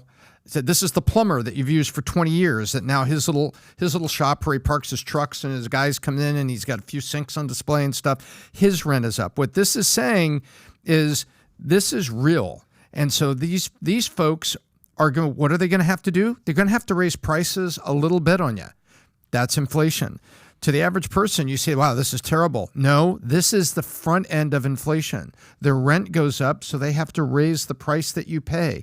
That's the front end of inflation. And this is, to me, the real fire in the mouth of the dragon hasn't been seen, and we're going to see it right here as we go into the end of the year, Pat. I mean, this is the fire in the mouth of the dragon. When I mean... I just can't say it any more clear. Why does the dragon have so much stuff in his mouth? What do you mean, like the fire in the mouth of the dragon? Well, I mean, things are getting hotter. You've got now people, these are businesses that are about to close. These are people that have a risk of going out of business. This isn't just a little increase in the unemployment rate. These are small businesses that are building the jobs and are the core of the economy. And I'm saying that the dragon breathing fire is inflation, and this is a leading indicator. Got it. That's the key. That's the word I was looking for leading indicator. Check this out. Can you pull up Airbnb? What happened with their quarterly earnings? Just type in Airbnb quarterly earnings, okay? And their numbers, I think, just came out 2 or 3 days ago. Go to news. Go to news at the top. There you go. Go to news. Zoom in a little bit. Zoom in a little bit so we can. There you go. Click on that right there. Boom. Click on the first one, CNBC. Airbnb earnings 90%. It's okay. Either one of them. 90% of their traffic is coming to the no, go to the top one. That's the one I want. Yeah. So look at this. Shares of Airbnb tumbled 13% on low fourth quarter guidance. Okay. Zoom in a little bit more so we can read that. For the fourth quarter, Airbnb said it expects to deliver between $1.8 billion to $1.88 billion, below the midpoint of $1.85 as expected by an analyst. Go a little lower. So why does Airbnb data matter? Okay. Airbnb beat on top of the company posted a revenue of $2.9 billion, 29% year over year, $2.8 billion, but Airbnb provided fourth quarter revenue guidance at 1.85. Airbnb is expected to a continued, albeit choppy, recovery of cross-border travel to be further tailwind to future results as countries around the world continue to recover from COVID lockdowns and grapple with high-level inflation rates. Airbnb also cautioned that the strong dollar will lower its international average daily rate. Analysts at Evercore ISI said that this was the key negative in the opponents of all in. We have fundamental trend. We're resilient. Okay, so if Airbnb's numbers are 13% lower to tumble, their stock tumbles because they're thinking traffic's not going to be as high. Why are people not traveling as much? Why are people not spending that money? That's another indicator you have to be careful with, that people are not spending that money. There are certain areas. Exotic cars, down. Collectible cards, down. NFTs, down nearly 94%. You can go through so many of these things that people are just kind of throwing money at it. Yeah, you want to go on a vacation? Let's go get an Airbnb. Yeah, you want to go? Let's go buy a collectible card. The same Kobe Bryant card, that's one of two, that sold for $1.7 million 2 years ago, I want to say. Sold for $690,000 2 months ago. Okay? There's only two of those cards. It's his best card in the world. Only sold for $690,000, roughly $700,000. This card got a $1.7 million a year and a half ago in the last 12, 18 months. Same exact card, same, you know how we say VIN number, same exact identification. Everything's the same. Sold for more than 50. Why? Why are people not doing it? I don't know. Maybe people are hoping they keep their cash because they're going to need it for other places. So when you're seeing businesses not paying rent, 40% of them are behind, that's problematic. You need those guys to be paying their rent. So Twitter, let's go to Twitter and some Elon Musk stories here. Twitter employee. Okay, first of all, let's talk about, okay. Twitter oust, Elon Musk oust Twitter board, named sole director, and people are overreacting to this. Oh my God. Yep. God forbid for this guy to do something like this. Twitter said in a securities filing Monday that the 9 members of its board, a former board, are no longer directors of the consummation of $44 billion merger. Musk always intended to take over as a sole director under the terms of the merger agreement. According to the filing, the dissolution of the board was disclosed in a broader securities filing that spelled out other formalities as part of the deal closing, including repayment debt. Okay, great. So the market reacts. Oh, my God. He fired everybody on the board. He's the sole director. This is bad news. I just sold my insurance company. June 27th, and we had a good-sized board. And when we talked to the company that's buying it, they didn't buy 10% of it. They didn't buy 20% of it. They bought 100% of the company. When we talked to them, there's no longer the board. I'm a managing director, and the board members are nicely, kindly asked, hey, thank you for your service. Thank you for what you did, but you're no longer a board member. The new owner chooses to not have that board because that's how things like this happen. But this makes for a great headline. This makes for a great story. And he's the sole director because he owns Twitter. That's what the normal person that buys a company does. He gets to choose that. He didn't get rid of them for any reasons. He didn't fire them. It's just what you do when you buy a company. Tom, when you hear a story like this, what do you think about it? Oh, it's just piling. Everybody's piling on Elon Musk. They're just piling on, trying to find a story where there's a nothing burger there. If someday he takes Twitter public again, he will have a board of about 9 people. Why? Because the law says that under Securities and Exchange Commission says that you need to have a board and compensation committees and audit committees and things like this. But let's put it this way. If you're out there thinking about this and you own a small business, who's the owner? You. Who's your board? Yourself. Who are your advisors? Maybe your spouse, maybe friends, maybe family, maybe Patrick Bet-David is one of your advisors. But it's just you. But if you went public, the law says you have to have a board. Twitter's no longer public. And I look at this, and it's just like what Pat just said about selling his company. This is piling on. This is a nothing burger. These are people saying, oh my gosh, he ousted his board. He didn't oust his board. They were a public company board. And when the public company dissolves, you no longer need It's a very a board. normal thing. It's not a big thing. It's not just normal. It's according to the legal regulations of how you organize and tax a company. But it makes for a great headline. As a matter of fact, this next one's even better. If you want to pull this let one you up. say, there he goes again. It lets you and CNN to say, there he goes again. Can you pull up Elon Musk Q score? What I want to know is, like, what is it about Elon, or why there's so much hate towards Elon? Is it because he's a billionaire? Is it because he trolls people? Is it because he's childish? Is it because they word he's taking over the world? Is he an advocate of free speech? Because that's not what they like these days. Apparently, I don't know. I think freedom of speech is pretty damn cool. Hang on, he's an entrepreneur who won't toe the line and is unafraid of you.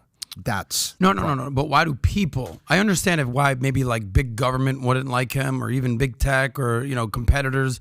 I'm saying average people. What is it about Elon that pisses people off? You see all these famous people leaving Twitter. Go to Gates. Okay, so go to Elon. Okay, go to Cuban. Go to Buffett. Go to Bezos. Elon's the most Bezos is the most disliked, by the way, out of all of them. Interesting. Bezos is 38%. Yeah, Elon can you was go over these numbers? 33%. Yeah, if you look at go to Donald Trump Jr. Let's see what that one says. It's facts interesting are how they so have it. handy. He's disliked by 53%. Go to Zuck. Of course. He's disliked by 49%. Zuck is almost disliked as much as Donald Trump Jr. is. That is very, very strange. Go up. So Bezos was what? Disliked by 38%. Buffett was 17%, 20%. Musk was 30. Click on Musk, 33%. And Gates was 29%. If you click on Gates. By the way, this numerical order, is it there's a reason for it? Is it based on fame? Is that the highest? How they're putting this? No, I think it's ranked on popularity. Well, yeah, fame, popularity. So Bill Gates is 97%. Then Elon, keep going, just boom, boom, boom, boom, boom. Junior 93, 80. It's 85. It's not Okay, the so number it's of not people based on heard that, of. yeah. It's, it's who they're liked by. Yeah, it's Okay, not, so it's not their based on. likability But rating. tell me what's your question? So what I'm saying is, Yeah. Okay, so we're using, what number are you looking at? What number are you focusing on? The fame, the popularity, the I'm dislike? mainly looking at dislike. Okay, you're looking because at that's dislike. the point. You're saying you said why Yeah. do so many people dislike him? So Right. that's the number I look at. Okay, gotcha. So Bill Gates is 29. Elon, Yeah. go quick, Tyler, so we don't take a lot of He time. just did. Elon He just did it. Elon is 33%. Mark Cuban 17%. Buffett is 20%. Bezos is 38%. Okay, got it. Junior is 53%, and Zuck is 49%. Yeah, not sure why Junior's on that list. However, Very weird that they have Yeah. Junior on that list. I like said if the you same had thing. Donald Trump on there, that'd Yeah, I be one get thing. it, but Why not is Junior Junior, even yeah. close to that So list? how do you process this? Yeah, that's what I'm wondering, is that Zuckerberg and Bezos are way more hated than Musk. Way more hated based on these numbers, yeah? Yeah. Interesting. But here's the point. It's I'm so glad you went here, because great point you're making to say, just because politicians and mainstream media scream as loud as they are about how much they dislike this guy, the average person actually likes this guy. That's my whole fucking point. You're right. The I'm average like, person. what's with the hate on Elon? But you cannot be, again, the one thing that we have to work on as we mature in business, like I was a naive businessman. I was a naive salesperson. I was a naive player in the market. You're not naive when it comes down to girls. There's no way you're going to be naive when it comes down to girls. Leave my personal life out. But what I'm saying is, we all have areas of our lives where we're not naive in, where you don't fall for bullshit, okay? Yeah. For example, yesterday, Dylan and I were driving the car. I said, Dylan, who do you think is going to win the Super Bowl? Oh, Dad, for sure, the Eagles. So tell me why the Eagles. Oh, Dad, are you kidding me? I'm telling you for sure they're winning the Super Bowl. 7-0. I said, what are you talking about? I said, Dad, they're 7-0. Maybe the Giants.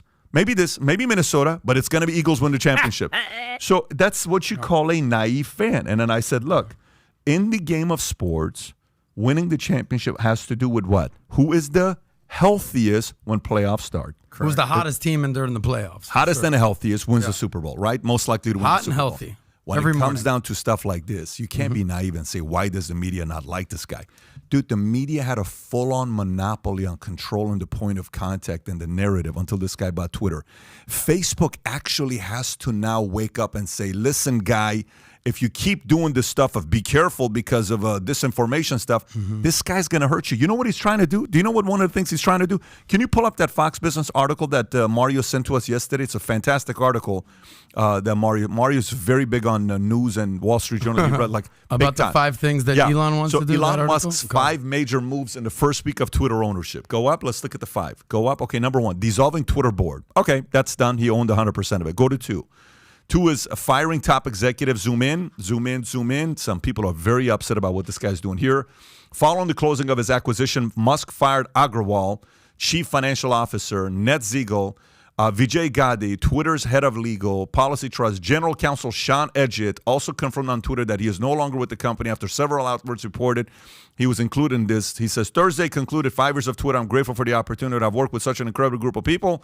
Da-da-da-da-da-da. Okay, great. So now go to the next one. Go to the next one, point number 3. Point number 3 on what he did. Right there. Bring in, and look at this one. This is important. Wow. Bringing in Tesla engineers to review Twitter's code. Oh, my God.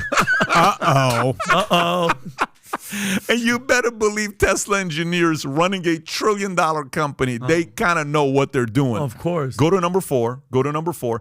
Launching Content Moderation Council and revamping Twitter verification. This is the $8 a month thing that he told AOC. If you go a little bit higher, right, I'm sorry, I say higher, I mean lower. Yeah, there you go. Twitter will not be deplatformed. Twitter will not allow anyone who was deplatformed for violating Twitter rules back on the platform until we have a clear process for doing so, which means if some of you guys are wondering about Trump, it's not going to be happening, which will be for at least a few weeks. Twitter Content Moderation Council will include representatives with widely divergent views, which will certainly include the civil rights community and groups who face hate-fueled violence. Go lower and show the last one, which is number 5. And I'll tell you what he just tweeted the other day. Go to number 5. Vine revival, which he wants to bring Vine back. And 5 million people voted for that. 70% want that thing to come back. Here's the point. Elon said the other day, which is powerful. And it's important, Vinny, to you and to Adam and to Tyler. Here's what he's doing. He wants to pay content creators. That's great. What does it mean he wants to pay content creators? What other platform pays content creators? Hello, YouTube pays content creators. Facebook pays content TikTok. creators. Let me tell you this way. If this guy starts paying content creators on Twitter and they start making money, they have to realize he is now officially the most hated man, both in politics and in Silicon Valley, because Silicon Valley has controlled everybody because they've had Facebook, Twitter, everyone. And now this guy picked them up. And then in politics, they've had to control the narrative. Now they can't call this guy and say, hey, you got to deplatform that guy. Hey, you got to do this. You got to. Nope, because he ain't playing by your rules anymore. That's why he's the most hated guy by politicians and Silicon Valley. And you want to talk about another people that hate him? Tyler, if you could pick it up. Christians and conspiracy theorists. Did you see where he wore for Halloween? The costume? Yeah. The chess piece was the Baphomet, the devil with the upside down cross. Could you go to his look at the chess piece. Zoom in on that. Christians and everybody are flipping out because this is the devil's what's it called? The devil's armor or something like that. Go. Can you zoom into the chest, Tyler? It's the upside down. Christians were not happy. He has the upside down cross and the goat, the devil. People are like, he's a devil. I mean, Stop. you want to It's Halloween. Halloween, but bro, that's an $8,000 costume. The girl I hung out with on Halloween, she wore a devil's outfit. So it's like, But good for you. I bet you she was hot. She's hot, but for him to do that, bro, he pissed off a lot of people. You know, I get the. I'll tell you what's Ultimately, going on. I like Elon. Okay, I'm not like a Elon guy. He's the best. I'm like, no, I like Elon. I think he's a necessary guy. I think he's an awesome guy. But to use your sports analogy with Dylan and who's going to win the Super Bowl, I'm a sports guy. You're a sports guy. We're all sports guys. Anytime a new coach or a new GM comes to a team, Lakers, new coaches here, we're cleaning house. We're starting fresh. Yep. I want my guys in there. I want my offensive coordinator. I want my defensive guy. I want my guys in there. Bing, bing, bing, bing. It's so par for the course, no one talks about it. But when a guy comes into a business and cleans house, it's like, oh my God, what's he doing? That's essentially what you're saying is like, this is normal stuff. And I so love and appreciate how real you get and you reveal exactly what happened with your company that you sold. You're like, yeah, I just did this. The board that I had, everyone on the board, they're no longer there because I don't own the company Not anymore. because they don't like them, exactly. because it's a different kind We're of still company cool now. So it just, that's, By the way, let me make this they're a very happy board. They're a very happy board. Because they were not only board members, they were investors. Yeah. We like that because that way you want to help. So anyway, so there you have it. By the way, pull up the picture with the employee. I'm so, deeply concerned about this picture that was and somebody somehow took the picture with a perfect angle. Vinny, you got to post the same picture today on Instagram, and you got to put it up there and say, man, Valuetainment making me sleep. All right. Watch this here. Do you have it or no? You should have it somewhere here. I'll read the story while you're doing this. So, Twitter employee seen sleeping on office floor as Elon Musk pushes tight deadlines. Oh, that looks like a setup. Obviously, nobody took that picture at all. No. Twitter's director of product management, Esther Crawford, was photographed wrapped up in a sleeping bag, wedged between a table and some chairs in what looked like a conference room, with a sleep mask pulled over her eyes under the fluorescent lights of the office. When you need something from your boss at Elon Twitter, Evan Jones, a product manager at Twitter Spaces, said in a tweet Wednesday. Crawford retweeted the photo with the caption, "When your team is pushing round the clock to make deadlines, sometimes you sleep where you work." Inside obtained an internal message telling workers the expectation is literally to work 24/7 to meet Musk's deadline for an overhaul of Twitter user verification process. Okay, so let's play both cards. Let's say this is true. Let's say this isn't true. Obviously, if it isn't true, guess what? She got a lot of eyeballs if it isn't true. But let's play the card of this is true. Tom, have you ever slept at an office or a job that you had? Have you ever done that? Yeah. So many people know I worked in Silicon Valley, and there were 3 times that I worked 24 hours straight. Not a 18-hour day, but 24 hours straight I worked. I had a product that was launching. I was into it. I was excited. I was also young. I didn't have kids, but I was all over it. And yeah, did I have a boss that was just, pushing all of us really, really hard? I said, no, we were pushing each other very hard. And if you take a look at what's here, we were pushing to an objective, which was a product launch. I worked 24 hours. I knew people at other companies did. It was like a badge of honor. We didn't feel that we were like some horribly treated group of folks. We had stock options, we had upside, we had things that we were working for, and we were passionate about it. And guess what? People that didn't want to do that, they left and they worked elsewhere. And you know what I saw in this? What are these people doing? What has he got them working on? An overhaul of the verification process. You see that? Do you think that's important right now to have credibility for Twitter? Do you think it's important he came in and said, hey, if you're in, we need to overhaul the verification process, and it needs to be 24/7 to get this important milestone done so that people will trust and believe more in our product that we're going out. This is not like a new normal for the next 10 years at Twitter. And I think this is another nothing burger. We're trying to make him sound like he's some curmudgeon, that he's putting such pressure on people. No, if you're into it and you're sold in, and you are all about it, you do it. And I did it 3 separate times, by the way, 24 hours, and it's a badge of honor. I was passionate. It was exciting. And these people are working on an important overhaul. Cool. Awesome. You know what's crazy is with CNN? CNN forgets why their company is still around, okay? I dare you to go watch CNN's documentary, How They Made It. Go watch the videos at the beginning when they were first doing 24/7 news and Ted Turner came out.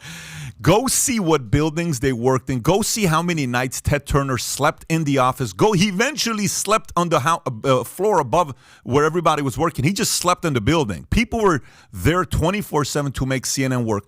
The CNN employees of today should be so grateful for the people at the beginning stages of CNN that slept in the office, that sacrificed, that gave their lives away so you can now make 10, 20 million. And some of the guys can make $200,000, $300,000, $400,000 as executives.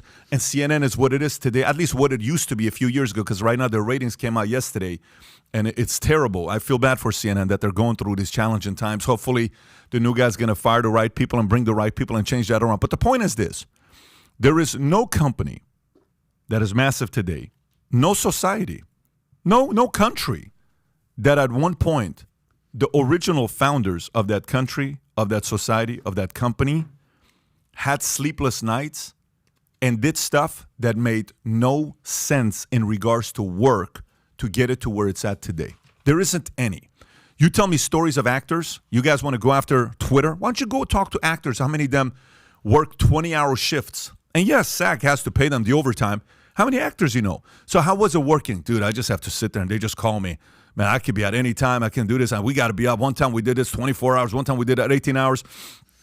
Go talk about military. You know how many nights we would sleep? How many times? Oh, during 9/11, I was sleeping on a rucksack was my... 36 hours one time we did. I'm like, you serious? He says, yeah, we have to do this. You got to get used to it because if you can't do this, how are you going to handle in war? Yep.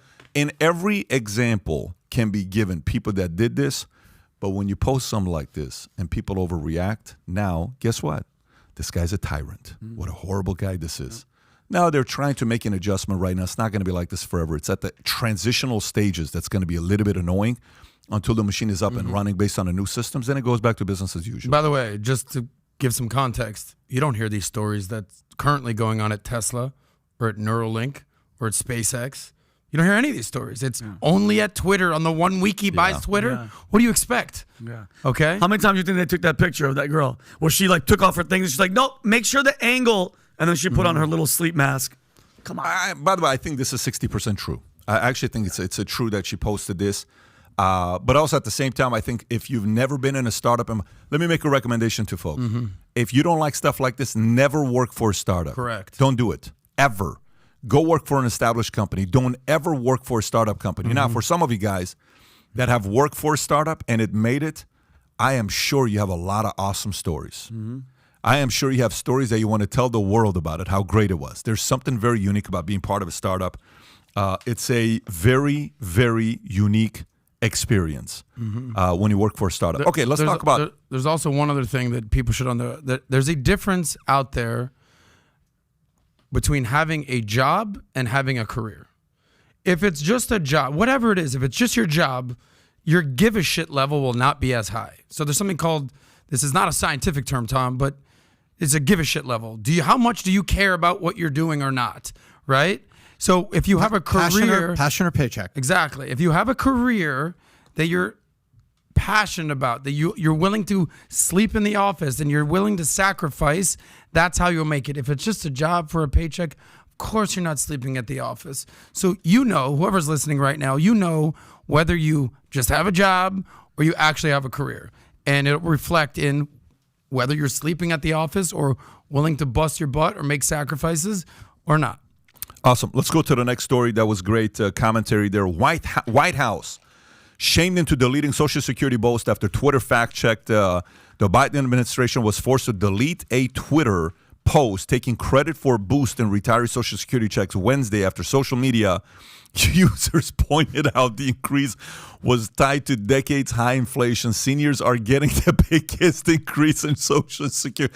Can you post this up so we can see this? How embarrassing is it when the White House has to delete something in Social Security checks in 10 years, though President Biden leadership, let me read this again. Seniors are getting the biggest increase in their Social Security checks in 10 years through President Biden's leadership. Read the tweet from the official White House account Tuesday afternoon. Twitter opened a note to that claim that said, readers added context they thought people might want to know. Seniors will receive a large Social Security benefit increase due to annual cost of living adjustment, which is based on the inflation rate. Note said, linking to Social Security Administration website for an explanation on the Nixon-era legislation behind this increase. Please, okay. For all of those who think that I'm just a Biden apologist, like, listen clearly. Nice try there, Sleepy Joe. Nice freaking try here, buddy. I saw this. I was like, come on, buddy. Yeah, come on. But doesn't it feel good that they're getting checked finally? No, just like seniors are getting the biggest increase in their Social Security in 10 years, thanks to President Joe Biden's leadership. No. It is his Nobody. It's because inflation is fucking north of 8%. Yep. And this is by law what needs to happen so seniors who are living on fixed income can live. Yeah. Because Joe Biden doesn't want old people dying in their homes in the headlines. Yeah. So of course you need to do this, protect people. Yep. That's exactly right. Of course people need money to pay the bills. Of course they need money to pay the gas, the grocery, everything. We get it. Yeah. Nice try, Joe. Yep. Nice try, Corinne, St. Pierre, Jean Pierre. But it was his leadership. He led the economy down a dark hallway, and we fell down the stairs. But doesn't it feel good that it's finally happening to the other side? Because if you think about it, every Trump was getting checked, fact-checked every 2 seconds. Now that they're getting checked, can you imagine all the shit that they've done in the past 2 years that nothing's happened? But there's a difference between fact-check and deleting a tweet, especially from the White House. Because here's what you think about. One, who the hell tweeted that? Who approved it? Who checked it? What is you're the White House. If you need this much verification to have a tweet go out, how the hell are you going to run the world? Yep. How the hell are you going to run the country if you can't handle one simple account of Twitter? Yep. Can't you have 5 people that check something before they send? All it takes is one person to say, well, President, before we tweet this out, this is not because of you. Yeah. This is because of the structure it's set up. Yeah. No, just put it out there, Pete. We're going to need it for the midterms. It's going to show us we're doing a good thing. But Pat, think about how like now this is 2 years later. Like he finally has Twitter. How much shit have they tweeted that was a lie in these past 2 years? At this point of the game, forget it. There's nothing you can do about it. There's nothing you can do about it. So, Paul Pelosi attack. Cops weren't monitoring cameras during break-in. I'm sure you saw this story. We talked about it, I think, briefly on Tuesday. But the Capitol Police has live cameras outside Democratic House Speaker Nancy Pelosi's home. But officers were reportedly not watching the feeds when her husband was brutally assaulted. The Capitol Police first installed cameras around the Pelosi residence more than 8 years ago. The House Speaker's 24/7 security detail left San Francisco with her when she returned to D.C. last week, and the Capitol Police stopped continuously monitoring the feeds outside her house. According to the report, police say David DeBeppe, 42 years old, broke into the house and shouted, "Where's Nancy?" He then allegedly attacked her husband with a hammer, fracturing the skull. Go ahead, Vinny. So, okay, here's my thing. And Tom, we talked about this before we went on air. Why is it that we can't ask questions? I can't ask a question like you just said. Even little bitty ones. Give me one. Like, if you were curious about this, Tom, what would you because you heard a bunch of different stories. What would be one of your questions? Gosh, after the last 3 years with the riots and BLM, I thought all cops had body cameras. They have. Hold on. That's a 100% guarantee. After 30 seconds, beep beep, it comes on and So pick I didn't up say audio. Paul Pelosi. I didn't say MAGA. No. I just said don't. And it wasn't California one of the leading states that all cops would have their body cameras on? 100%. Here's another great question. Oh, you're a conspiracy theorist. You're already a conspiracy theorist. And here's the thing. You want to shut everybody up and shut every question asking person. Release the camera on the cops so we could see exactly what happened. Don't leave it up to question, because when you leave it up to question, then you have people going, wait a minute, he was in his underwear. The other guy was in his underwear. The glass was broken from the inside out. The 911 call, you clearly hear the cop saying, he says it's his friend and his name is David. Okay? And then when he's screaming, where's Nancy? I mean, there could be a bunch of different things. And then automatically they're going to put it into January 6th, and it was January 6th. There's just too many questions. And I feel bad for him, and I hope he recovers. But then just a couple months ago, he got a DUI, and boy, he's been partying. That guy's been partying, bro. I think he's partying, Pat. And to me, this is my opinion. Yeah, he finished his community service, and was he in his recovery? Did he go to his recovery? Because remember, he had community service and recovery classes. Yeah, 100%. Oh, I don't know if he's finished. That takes a while. No, I'm going to be a reporter, and I'm going to take away conspiracy. Hey, wait a minute. Was there alcohol involved? Wasn't he going to recovery classes and community service because of DUI? 100%. You're a conspiracy theorist. Conspiracy theorist. So listen, there's just too many questions, and going back to it. It's a good point, though. Have the cops show the... Can we ask questions? I mean, how do you not have the camera on the third most, powerful person in America? I will tell you one person who is trending is, since he used the hammer, MC Hammer's song, Hammer Time, has been doing very well on Spotify. And people... And Pat, the house, you mean to tell me Nancy Pelosi's house doesn't have top-notch security, and the husband is there? She's not there, that's fine. You cannot tell me that, because she's number 2. If, God forbid, Biden dies and Kamala dies, and they both die in an accident, Pelosi is next in line. Mm-hmm. She's number 2, not number 3. You don't have cameras there? I don't believe it. People are not dumb. I'm definitely not done with that. By the way, of the 10 things going on in the world, this is not in my top 10 stories that I'm following. Me, okay? Same here. Let me give a shout out to my buddy. He's going to hear his name. He's going to flip out. Yeah. He's the biggest MAGA supporter, one of my best friends, Joey B, if you're listening. Joey! We spoke for a half hour last night. He's like, I got to tell you, all my conspiracy, everything I'm thinking about Paul Pelosi. I'm like, all right, buddy, entertain me for a half hour. So he's like, so I think he knew the guy. I think he let him in. I'm like, okay, all right. That's not far-fetched. Yeah. Security. How did he get in? Of course. How does Nancy Pelosi sounds out of security? I'm like, I'm with you. Okay. Yeah. So he's like, yeah, all this is going on. So I'm like, what's your conclusion? They're gay lovers. I'm like, no. What? Where does that come from? They're in their underwear. I'm like, are you the DoorDash guy with the 2 bottles of Crown? He was sleeping at 2 a.m. and the guy got in the house somehow. So like, You're entitled 100% in America to what you think, but you can't say things that you know, like as if they're facts, what you think. So I'm with him. I'm like, oh yeah, how did he break in? What the hell happened there? How did he get in there? It's crazy. Maybe he let him in. I don't know. Maybe he knew him. It was a friend. I don't know. He's like, they claimed that he was a MAGA guy, but he's a BLM guy because how many MAGA guys are in San Francisco living in a fucking commune? None. All right, cool. So the logical conclusion is they've been lovers all this time. It's like, where did that come from? I'm not going to lie. I asked Pat. I messaged Pat on IG. I sent him a bunch of clips. I was like, Pat, I even said it. They're both in their underwear. He didn't hit him till the cop showed up. And he's going, where's Nancy? That sounds like a lover's quarrel. Yeah. And he's like, where is that bitch? That sounds like what I said, Pat. I asked my guy, Joey, one question. I go, the guy's 80-something years old. Find me one other story. He's been in the public eye for 50 years. One other gay lover story. He's like, there's nothing out there. I'm like, really? So this is what's happening. I mean, now. He's kept it under wraps for a long time. Right. 1 week before midterms. Nancy's out of town. Boom. Now's my chance. Come on, bro. Yeah. Okay, let's go to the next story. Right. Anyway, we're done. Nonsense. Looks like you guys got that out of your system. I'm done. Next story. Job openings rise unexpectedly. Job openings rise unexpectedly to 10.7 million in September despite Fed hikes.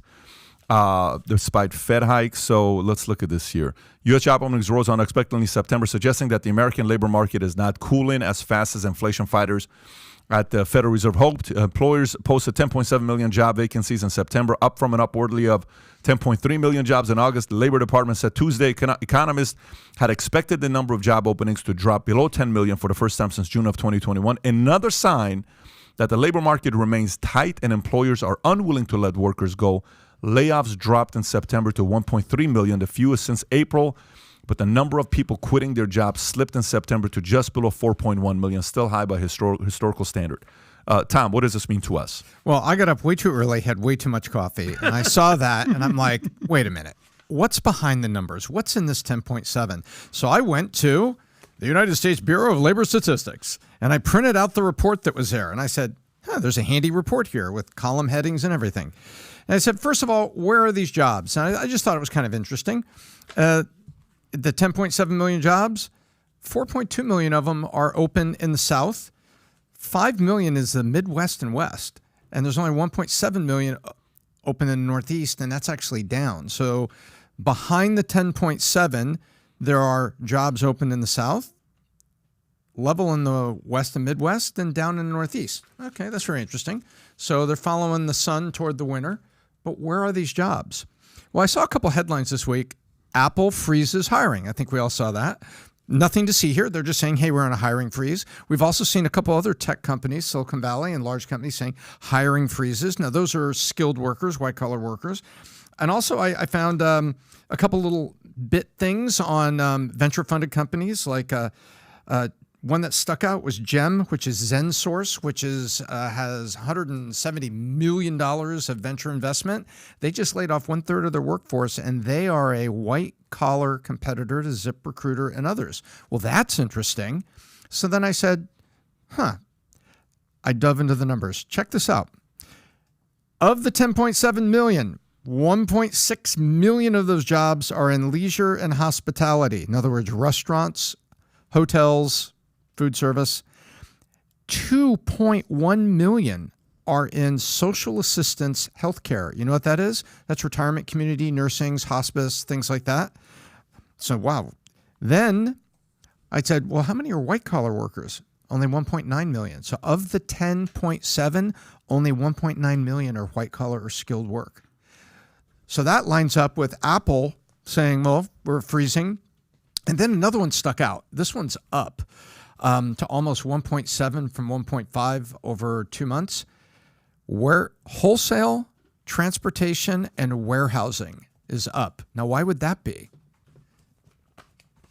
Because we're going into the fourth quarter, baby, and those are Amazon jobs. Oh, wow. And those are in the new drop ship economy we've got. It's not just Amazon. It's up there. So it was very interesting to me, and the government still had 1 million of them out there. So there's 1 million jobs for the government. So what was really interesting to me is there's two sides to this. You've got hospitality, warehousing, and retirement homes and retirement communities accounting for almost 6 million of the jobs, and you only have 2 million white collar. This is called a barbell, where you have two ends of the barbell, you know what I mean? And it's skinny in the middle. So the jobs that are being created are not high-paying, high-skilled jobs. That's what's behind these numbers. By the way, so let me tell you. But they like to talk about 10.7 because it's an election. Yeah, but here's the problem, though. Here's the problem, though. So look at the way the article reads. The article reads and says the following. It says, what page is this it on the there? Post? Yeah. Three? But listen to the way the article reads. New York Post. It says U.S. job openings rose unexpectedly in September, suggesting that the American labor market is not cooling as fast as the inflation fighters at Federal Reserve hoped. One more time. Suggesting the American labor market is not cooling, meaning the Federal Reserve wants the American labor market to cool off. So if this number is true, guess what it means for December with rate hikes? You're going to get another 0.75 of a basis point because it's not cooling off. As weird as this sounds, this needs to cool off more for them to get to only half or a quarter. But if you're getting numbers like this, Powell's sitting there saying, nope, it's not working yet. Maybe one more month. Maybe one more month. So I'm leaning towards 0.75 of a basis point in December, half to 0.75 of a basis point. I don't think it's going to go to a quarter. He said they're going to do half. I think it may be 0.75 of a basis point if these numbers are not turning. I'm with you 100%, and I take this back to our economic discussion on mortgages. There are not high-paying jobs out there to go be able to pay that higher percent mortgage, folks. And so I've said, if your job is moving you to another city, under-consume your housing, conserve your spending the way you can, and get through what is going to be a 2-year nuclear winter in our economy. AKA save that money. Yeah, no question about it. AP News officials, Saudi tells U.S. that Iran may attack the kingdom. Saudi Arabia has shared intelligence with American officials that suggests Iran could be preparing for an imminent attack on the kingdom. 3 U.S. officials said Tuesday the heightened concerns about a potential attack on Saudi Arabia come as the Biden administration is criticizing Tehran for its crackdown on widespread protests and condemning it for sending hundreds of drones as well as technical support to Russia for use in its war in Ukraine.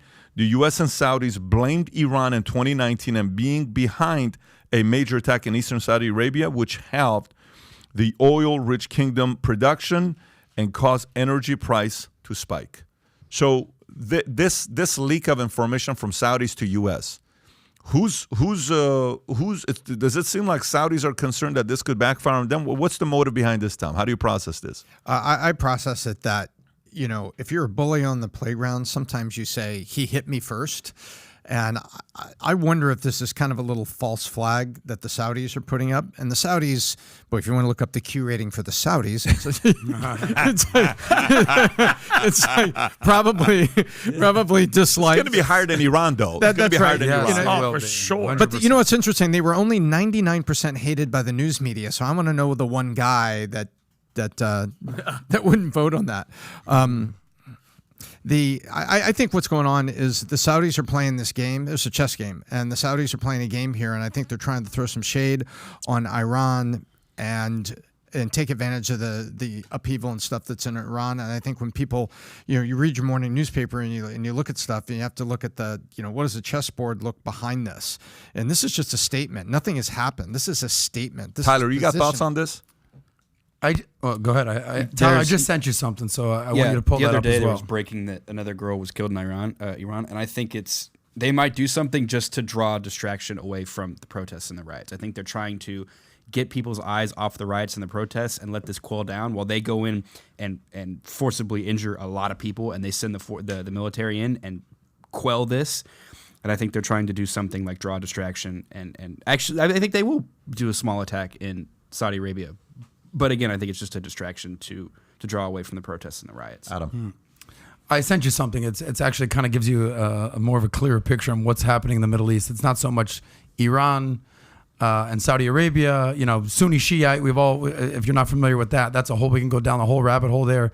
But it's sort of like a meme, and it's two Arab guys kind of talking and trying to figure it out. And it basically goes like this. In the Middle East today, We have the Sunnis who hate the Shiites, right? And then you have the Turks who hate the Kurds, and the Saudis hate the Iranians, and the Palestinians who hate the Israelis, and the Yemenis who hate the Saudis, and the Iraqis who hate the Iranians, and the Libyans who hate the Egyptians.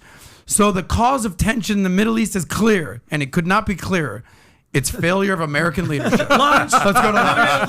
That's what it is. So it's like if you want to go down the rabbit hole of what's going on in the Middle East, it's like we just cleared it up. Yeah, it's all America's fault. Print this and it's put all it in your Israel's pocket. fault. Yeah. You know, I mean, you lived in Iran, so I think you can appreciate this. It's like it's not all just Arabs are together and they hate U.S. and they hate, you know, Israel. There's Sunni and there's Shiites, and obviously the Turks and the Armenians have their issues, and Azerbaijan and Russia and this and the old Cold War and who came in, and the Egyptians. They have peace with Israel and the Jordanians. Like I think Netanyahu, who's all up in the news, running for re-election for like the fifth time in the last 4 years. All up in it. All up in it. Yeah. Not up in here. Well, I think, not up in here. First of all, this artist, everybody looks like Osama bin Laden. I don't know if you know every single person. But boy, and somebody asked me the other day, why are Middle Easterns? Why do you guys have so much? I'm like, you know how hot it is? Can you imagine going to the beach and never leaving? It's just hot. People are angry, dude. It's hot. Well, I live in Miami. It's just as hot. Nobody's as angry. There's no shade, bro. These guys are out in the middle of the freaking desert, bro. There's angry and hot. How to understand Israel and Saudi Arabia? Secret relationship. Well, they can afford the air conditioning. Here's something that I think they built an island that looks like a map of the world because they were bored. We have all this money. Spend it. What country is that? Dubai. Oh, yeah. I mean, they're just doing their thing over Dubai is there. having fun. They're like, we can make it rain here. Go ahead. What if you put a palm tree next to it? We'll build that next. Just to kind of go on the Israel perspective about Bibi, he was on Bill Maher recently. He was on Fox recently. I like Bibi a lot.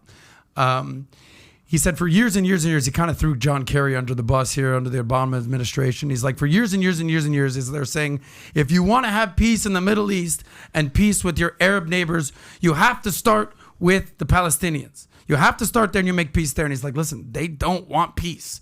Okay. So he goes, listen, I'm not going to make peace with the 1% and then move on to the 99%. He basically said, let me go make peace and deals with the 99% Arab world. And you look what they've done with all the arrangements and peace treaties, whether it's Egypt, Jordan, UAE, Oman, everything that they've done. He's like, let me make peace with the 99%. And then we'll go back to the 1%. I thought that was a very unique perspective because you constantly hear about Israel and Palestinians and figuring it out. And it's like, where's that gotten anything? And he said, listen, let's move the ball forward with the rest of the Arab countries. Let's make friends. You know, we have a lot of common interests. A lot of their common interests have to do with, you know, versus Iran, everything against Iran, preventing Iran from a nuclear weapon, preventing terrorism in the Middle East. And part of that is this story right here, where this secret relationship between Israel and Saudi, because what's the famous thing we always talk about? The enemy of my enemy is my friend. Everyone can agree that Iran is pretty much everyone's enemy in the Middle East, other than certain parts of Syria and Hezbollah and Lebanon and that kind of stuff like that. Afghanistan. But, well, that's a whole other thing. But interesting perspective by Bibi. Let's see what happens. There's a lot of tension right now. We'll see what happened here. By the way, article just came out by Washington Post. U.S. workers have gotten way less productive. No one is sure why. Oh, really? Okay. Now, we have no clue because we have no clue why the employees have gotten unproductive. You know, in the first half of 2022 productivity, the measure of how much output in goods and services an employee can produce in an hour plunged by the sharpest rate on record going back to 1947, according to data from the Bureau of Labor Statistics. It also raises new questions about the shift to hybrid schedules and remote work. Oh, possible questions. Yeah, I mean, that's definitely not that. As employees have made the case that flexibility helps them work from more effectively, and it comes at a time when quiet quitting, doing only what's expected, and no more is resonating, especially with younger workers. No one knows or will know what is causing the drop-off in productivity for some time, said economist Lawrence H. Summers. President Emmer, this is supposed to be a smart person here, saying no one knows. I know who he is. No, he was under the Clinton administration. Of course. No one knows. Tim Geithner. No one knows or will know why. What is causing the drop-off in productivity for some time, said economist Larry Summers. But he was a former Treasury Secretary. But it could have something to do with the fact that many employees were working unsustainable hard in 2020 and 2021. Okay. Oh my That's, God! That last statement there, Larry. that statement there was something missing. After a night of hard drinking with Paul Pelosi, he said, but it could have something to do with the fact that employees were working. But you know this what? This is BS, because which way does he want it? Does he want to say, he contradicts himself, is quiet quitting, doing only what is expected and more? That was the work from home thing. And then he wants to say, but they were working unsustainably hard in 20 and 21. Let me say this. You can't, it's both sides of his mouth. If you're 7 years old, you're 10 years old, and your mom's best friend brings her 10-year-old daughter over to your house. You're 10, she's 10. And you're upstairs in your room. If your mom and her mom are okay with you being upstairs for 2 hours, what do you think eventually is happening? Okay? Well, what's the rule? Don't close the door. Don't let the kids stay in it. So, don't let them be by themselves. Nobody goes to the If you second want to floor. play, you guys can play downstairs in front of us right here while you're 10 years old. You ain't going upstairs. Hey, Mom. Hey, Dad. Are you guys okay if I go in the room with Mary and close the door and lock it up? Because we feel we're going to be more productive here, Mom. Yeah. Go ahead, guys. Go ahead and close the door and do this. Yeah. Okay. We trust you so much. Yeah, they will be productive. They're going to multiply. For the same bosses, it's not even they're going to play, what is that game? Doctor. Doctor, whatever. Doctor. So the point is, to the bosses that actually bought into this, to the bosses that actually bought into this and said, oh, this is a very effective method. Really? Really? Like, maybe you want to be less productive. Yeah. Maybe secretly you want to work from home so you can tell everybody what to do, so you can watch more Netflix, so you can watch more. Do you know how often nowadays I walk by people, right? Even the environment here or our insurance company. I'll walk by cubicles. You know how many employees I'll see sometimes they're just watching a movie while they're doing their work. Oh, really? You know how, Yeah, I'm sorry about that, Pat. no, I'm sitting. I'm like, what is this guy doing? He's flat out. The videos. I don't want to give rendering. names because people are going to go upstairs. I'm like, what's this guy doing? He's watching a movie. Well, what do you do? Oh, we had an editor who would always have mistakes in things he would do with the. I love this guy. Yeah. But every day he would watch 3 movies. I'm like, you cannot stay focused and watch movies. So if you're watching movies at work, and you're watching shows at work, what the hell you think people are doing? They're home by themselves. You think maybe, listen, I'm going to take a 20-minute nap, and I was at the restroom. Yeah, hey, babe, come over. Why? Who cares? They're not going to know anyway. Just come over. Let's spend some time together. You know what? I'm going to go over here in XYZ and have a cup of coffee and take a 3-hour lunch break. What do you think is going to be happening? So, again, this is when being naive gets exposed and people no longer use logic to think someone's going to be more productive at home. Every article 2 years ago, year and a half ago, was people are being more creative and productive working from home. I can't tell you how many presentations I got from managers that work with me saying, Patrick, we're going to do much better if we get people to work from home. No, we're not. No one is more productive working from home than be working from the office. Now, some people are independent contractors that do what they do and they're based on projects and all the. Fine, I'm not talking about that. For the most part, there's a reason why workers have gotten less productive. Not sure why. I think there's two sides of the equation here. There's And by the way, yeah, go ahead, Tom. a week ago on the podcast, we talked about that software company where the engineers working from home, Pat, they were using it as cover to have 2 jobs. So you take 8 hours in a day, but I'm paid for 16. I call that 50% productivity. Right. It's pretty people simple. having 2 jobs. It's simple. It's simple math. 2 jobs, paid 16 hours, worked 8. That's 50%. Well, I actually respect those people because they are busting their ass 2 jobs. Respect. I mean, that's by the way, it is very what percentage creative. of people are doing that? I'll give them 1%? credit. That's very creative. The other 99% are working less. But quick shout out to Paul E. I know he's probably listening right now if he's not watching a movie. But there's 2 sides to this. There's the productivity side, but there's also the culture side of things, right? Could you imagine if, I think that we here at Valuetainment, not only are we creating content and filming stuff and everything that you see, the podcast, but there's also the other side of things. It's the culture that we're creating. It's the teamwork. It's the environment. It's the friendships.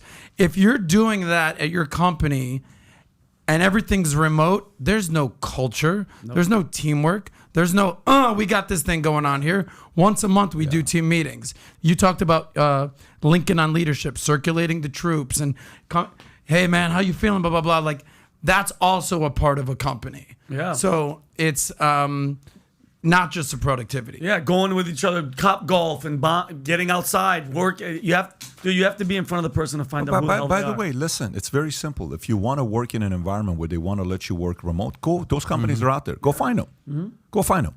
We're not one. I'm very okay with that. But for people, the same people that said, I don't know why, maybe because they worked so hard in 2020 and 2021, I can guarantee you people didn't work hard in 2020 and 2021. It's the least working years in the last 2, 3, 4 decades because they got away with everything working from home.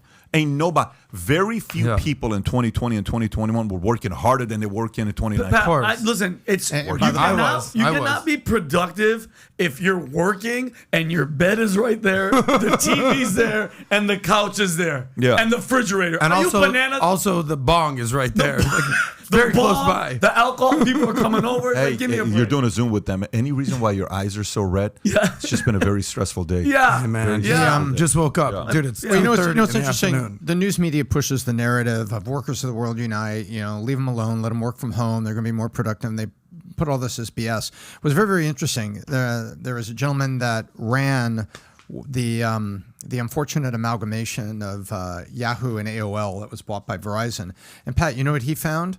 He found that the recent college graduates, so the ones that were like less than 5 years out of college, Pat, they were always asking, I'm working hard and I'm doing more. When can I get a what raise? Oh, you can get a raise if I choose to promote you. How do I get the promotion? And then they wanted FaceTime with their boss. They wanted to be seen. They wanted to be doing their little meetings and have their boss walk by and see that they were working with their team. That didn't work working from home. And there is, beyond the narrative of the news media, Pat, there were people that were just 5 years out of school that were not looking for cush. They were looking to be seen and they wanted to know how they got promoted and they want to make more money because they weren't content with where they were. And nobody wants to talk about this, but this stuff was happening. And my hat's off to them, but they don't get coverage. Yeah. And when he said looking for kush, he didn't mean marijuana, guys. He meant. Well, he could have meant that. He could have meant kush because especially we're talking about Let's do this last story here. 1 in 5 deaths of U.S. adults 20 to 49 is from excessive drinking. Study shows. This is a CNN story. The percentage of deaths attributed to alcohol use varied state by state nationally. It's a leading cause of preventable death, said lead study author Marissa Esser, who leads the U.S. CDC alcohol program. States and communities can prevent these premature deaths using evidence-based strategies to reduce the availability and accessibility of alcohol and increase its price. That can mean increasing taxes on alcohol or limiting where alcohol is sold. Esser added, the CDC defines moderate drinking as 2 drinks or less in a day for men, or 1 drink or less for women. 2/3 women. Why are they using women? Isn't it like... it's offensive to use, but anyways, 2/3 of adults report drinking more than moderate amounts at least once a month. Adam. So this is one of those stories that I had to read twice. I'm like, what are they trying to say here? And the first thing I thought of when they said reduce the availability and accessibility of alcohol, it's like, yeah, we tried that one time before. It was called prohibition. How'd that work out? Yeah. Not so good. Yeah. Okay, that's not going to happen. All right, we're going to start increasing the taxes on alcohol. Or no, increase its price. Tom. Increasing taxes on alcohol and limiting where alcohol is sold. It's like, how many I've been in the nightlife business and I go out and all that kind of stuff like that. It's like you go to a liquor store. What's the average bottle cost? 30, 40, 50 bucks. Okay. Yeah. Now, if you want to go buy that same exact bottle at a club, that's going to cost you 300, 400, 500 bucks. If you want to buy it per drink, that's 10, 12 bucks per drink. Sparklers. It's like whatever you do to go and try to figure out the price or the cost of the taxes, like people are going to drink. You're not going to figure that out. People are not going to stop drinking. People are not going to stop partying. By the way, especially during a recession. Hello? What do you mean COVID? So whatever ideas you have to limit people from drinking, not going to happen. However, let me give you the other side of the coin, where I think that this idea can be implemented is harsher penalties for DUIs. It amazes me. I live in South Beach. It amazes me that there is not a DUI checkpoint every single weekend leaving South Beach. Yeah. It's It's fucking sitting ducks right there. You have no idea how many people are drinking. So you could drink as much as you want, party shot, I don't give a shit. But if you get behind the wheel of a car, now you got a problem, man, okay? Because if you drive a car, now you're endangering others. Obviously, we're all familiar with MAD, Mothers Against Drunk Driving. Yeah.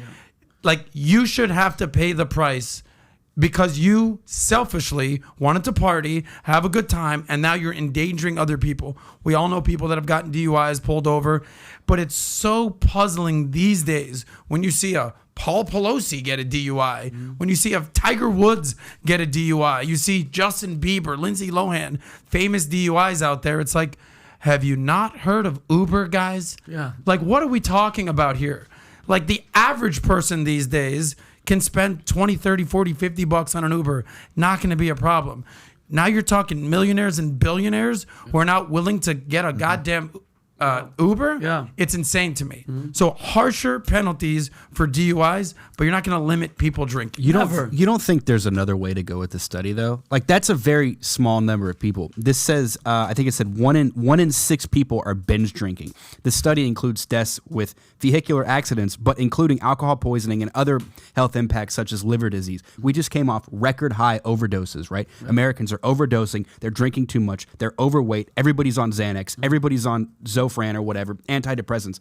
When are leadership and leaders going to wake up and say that there's something wrong with Americans, that we've lost our way, that we're not happy, we're unhealthy, we're drinking ourselves to death, we're overdosing on drugs, we're taking too, like, you know, there's something other than just people going out and partying on a Friday night, right? People are depressed, they're lost, their mental health sucks. COVID didn't help. COVID didn't help. Yeah, I mean, if you want to include thank you very much. the much. opioid crisis with drinking, and now you're talking about two different problems that become one, obviously that gets ridiculously way worse. Look, you know, there's two ways to look at problems. There's upstream problems and downstream problems. And what you just correctly pointed out, the upstream problem. And I've said this before. Here's an example. A small lake is polluted. The downstream problem is, let's charge all the people in this community $10 million to build a giant filter and clean the lake. Now, the upstream problem is, why don't we go up the stream and find out what's polluting the lake? And we find out there's a campground and there's ashes and there's a lot of other things going on up there. And we say, if we just do a few things up here, we won't be putting crap in the stream and it won't be polluting the lake. That is correcting an upstream problem. This is a classic downstream story. States and communities can prevent these using reduce the availability. Let's call it alcohol control. It's like gun control. If we control the guns, we control the alcohol, we increase the price of it, we do all that. That's downstream. The question is, why are the people drinking? Why is there the demand for it? Or why are there, mentally deranged people getting their hands on a firearm? Those people shouldn't have a firearm. Upstream, you brought it up. The upstream problem is America is a stressed out, overweight place, and being aware and helping your friends and identify, that is how I deal with the upstream problem when I see friends or family that I think are overstressed or they're there, because I don't want them to self-medicate. I don't want to do other things. And so it's a good point. Your point is exactly right. It's a good point. Good commentary. So, let's go to the last one. And in regards to DUIs, by the way, the solution for not having one, have a person with you, use Uber. A lot of feedback you gave with Lyft. Now, there's no excuse for not having a DUI today. When I was in the Army, Sergeant told us very simple. If you guys going to go out to the club and party, someone's got to be sober. And God knows how many times that rule was broken. Luckily, none of us, we didn't get a DUI, but other additional challenges did take place. Especially when companies like Budweiser are offering free designated drivers. Yeah. And a lot of clubs forget about that. It's just Uber. Right? But I want to do this last story for 2 minutes before we wrap up. We got the Dream Team call here. FCC commissioner says government should ban TikTok. Okay. The Council on Foreign Investment in the U.S. should take action on TikTok. Brandon Carr, one of 5 commissioners at the Federal Trade Commission, with more than 200 million downloads in the U.S. alone. The popular app is becoming a form of critical information infrastructure, making the app's ownership by the Chinese patent company a target of growing national security concern. China's based engineers working at TikTok addressed non-public U.S. user information, including phone numbers and birthdays, and BuzzFeed reported in June. ByteDance, which is based in China, instructed employees to push pro-Beijing messaging to U.S. users of a news app. BuzzFeed reported in July, ByteDance planned to use TikTok collect information about certain U.S. users, according to a Forbes report published last month. Let me say this part here. I have zero trust in this company. I have zero trust in their management team. I have zero trust. I created an account on TikTok, and I'm going to tell you openly here. The only reason I did is to give the things I believe in on the people on TikTok that are not being heard. So I was talking, China. I was talking capitals. Anything that they don't support, I was talking about it.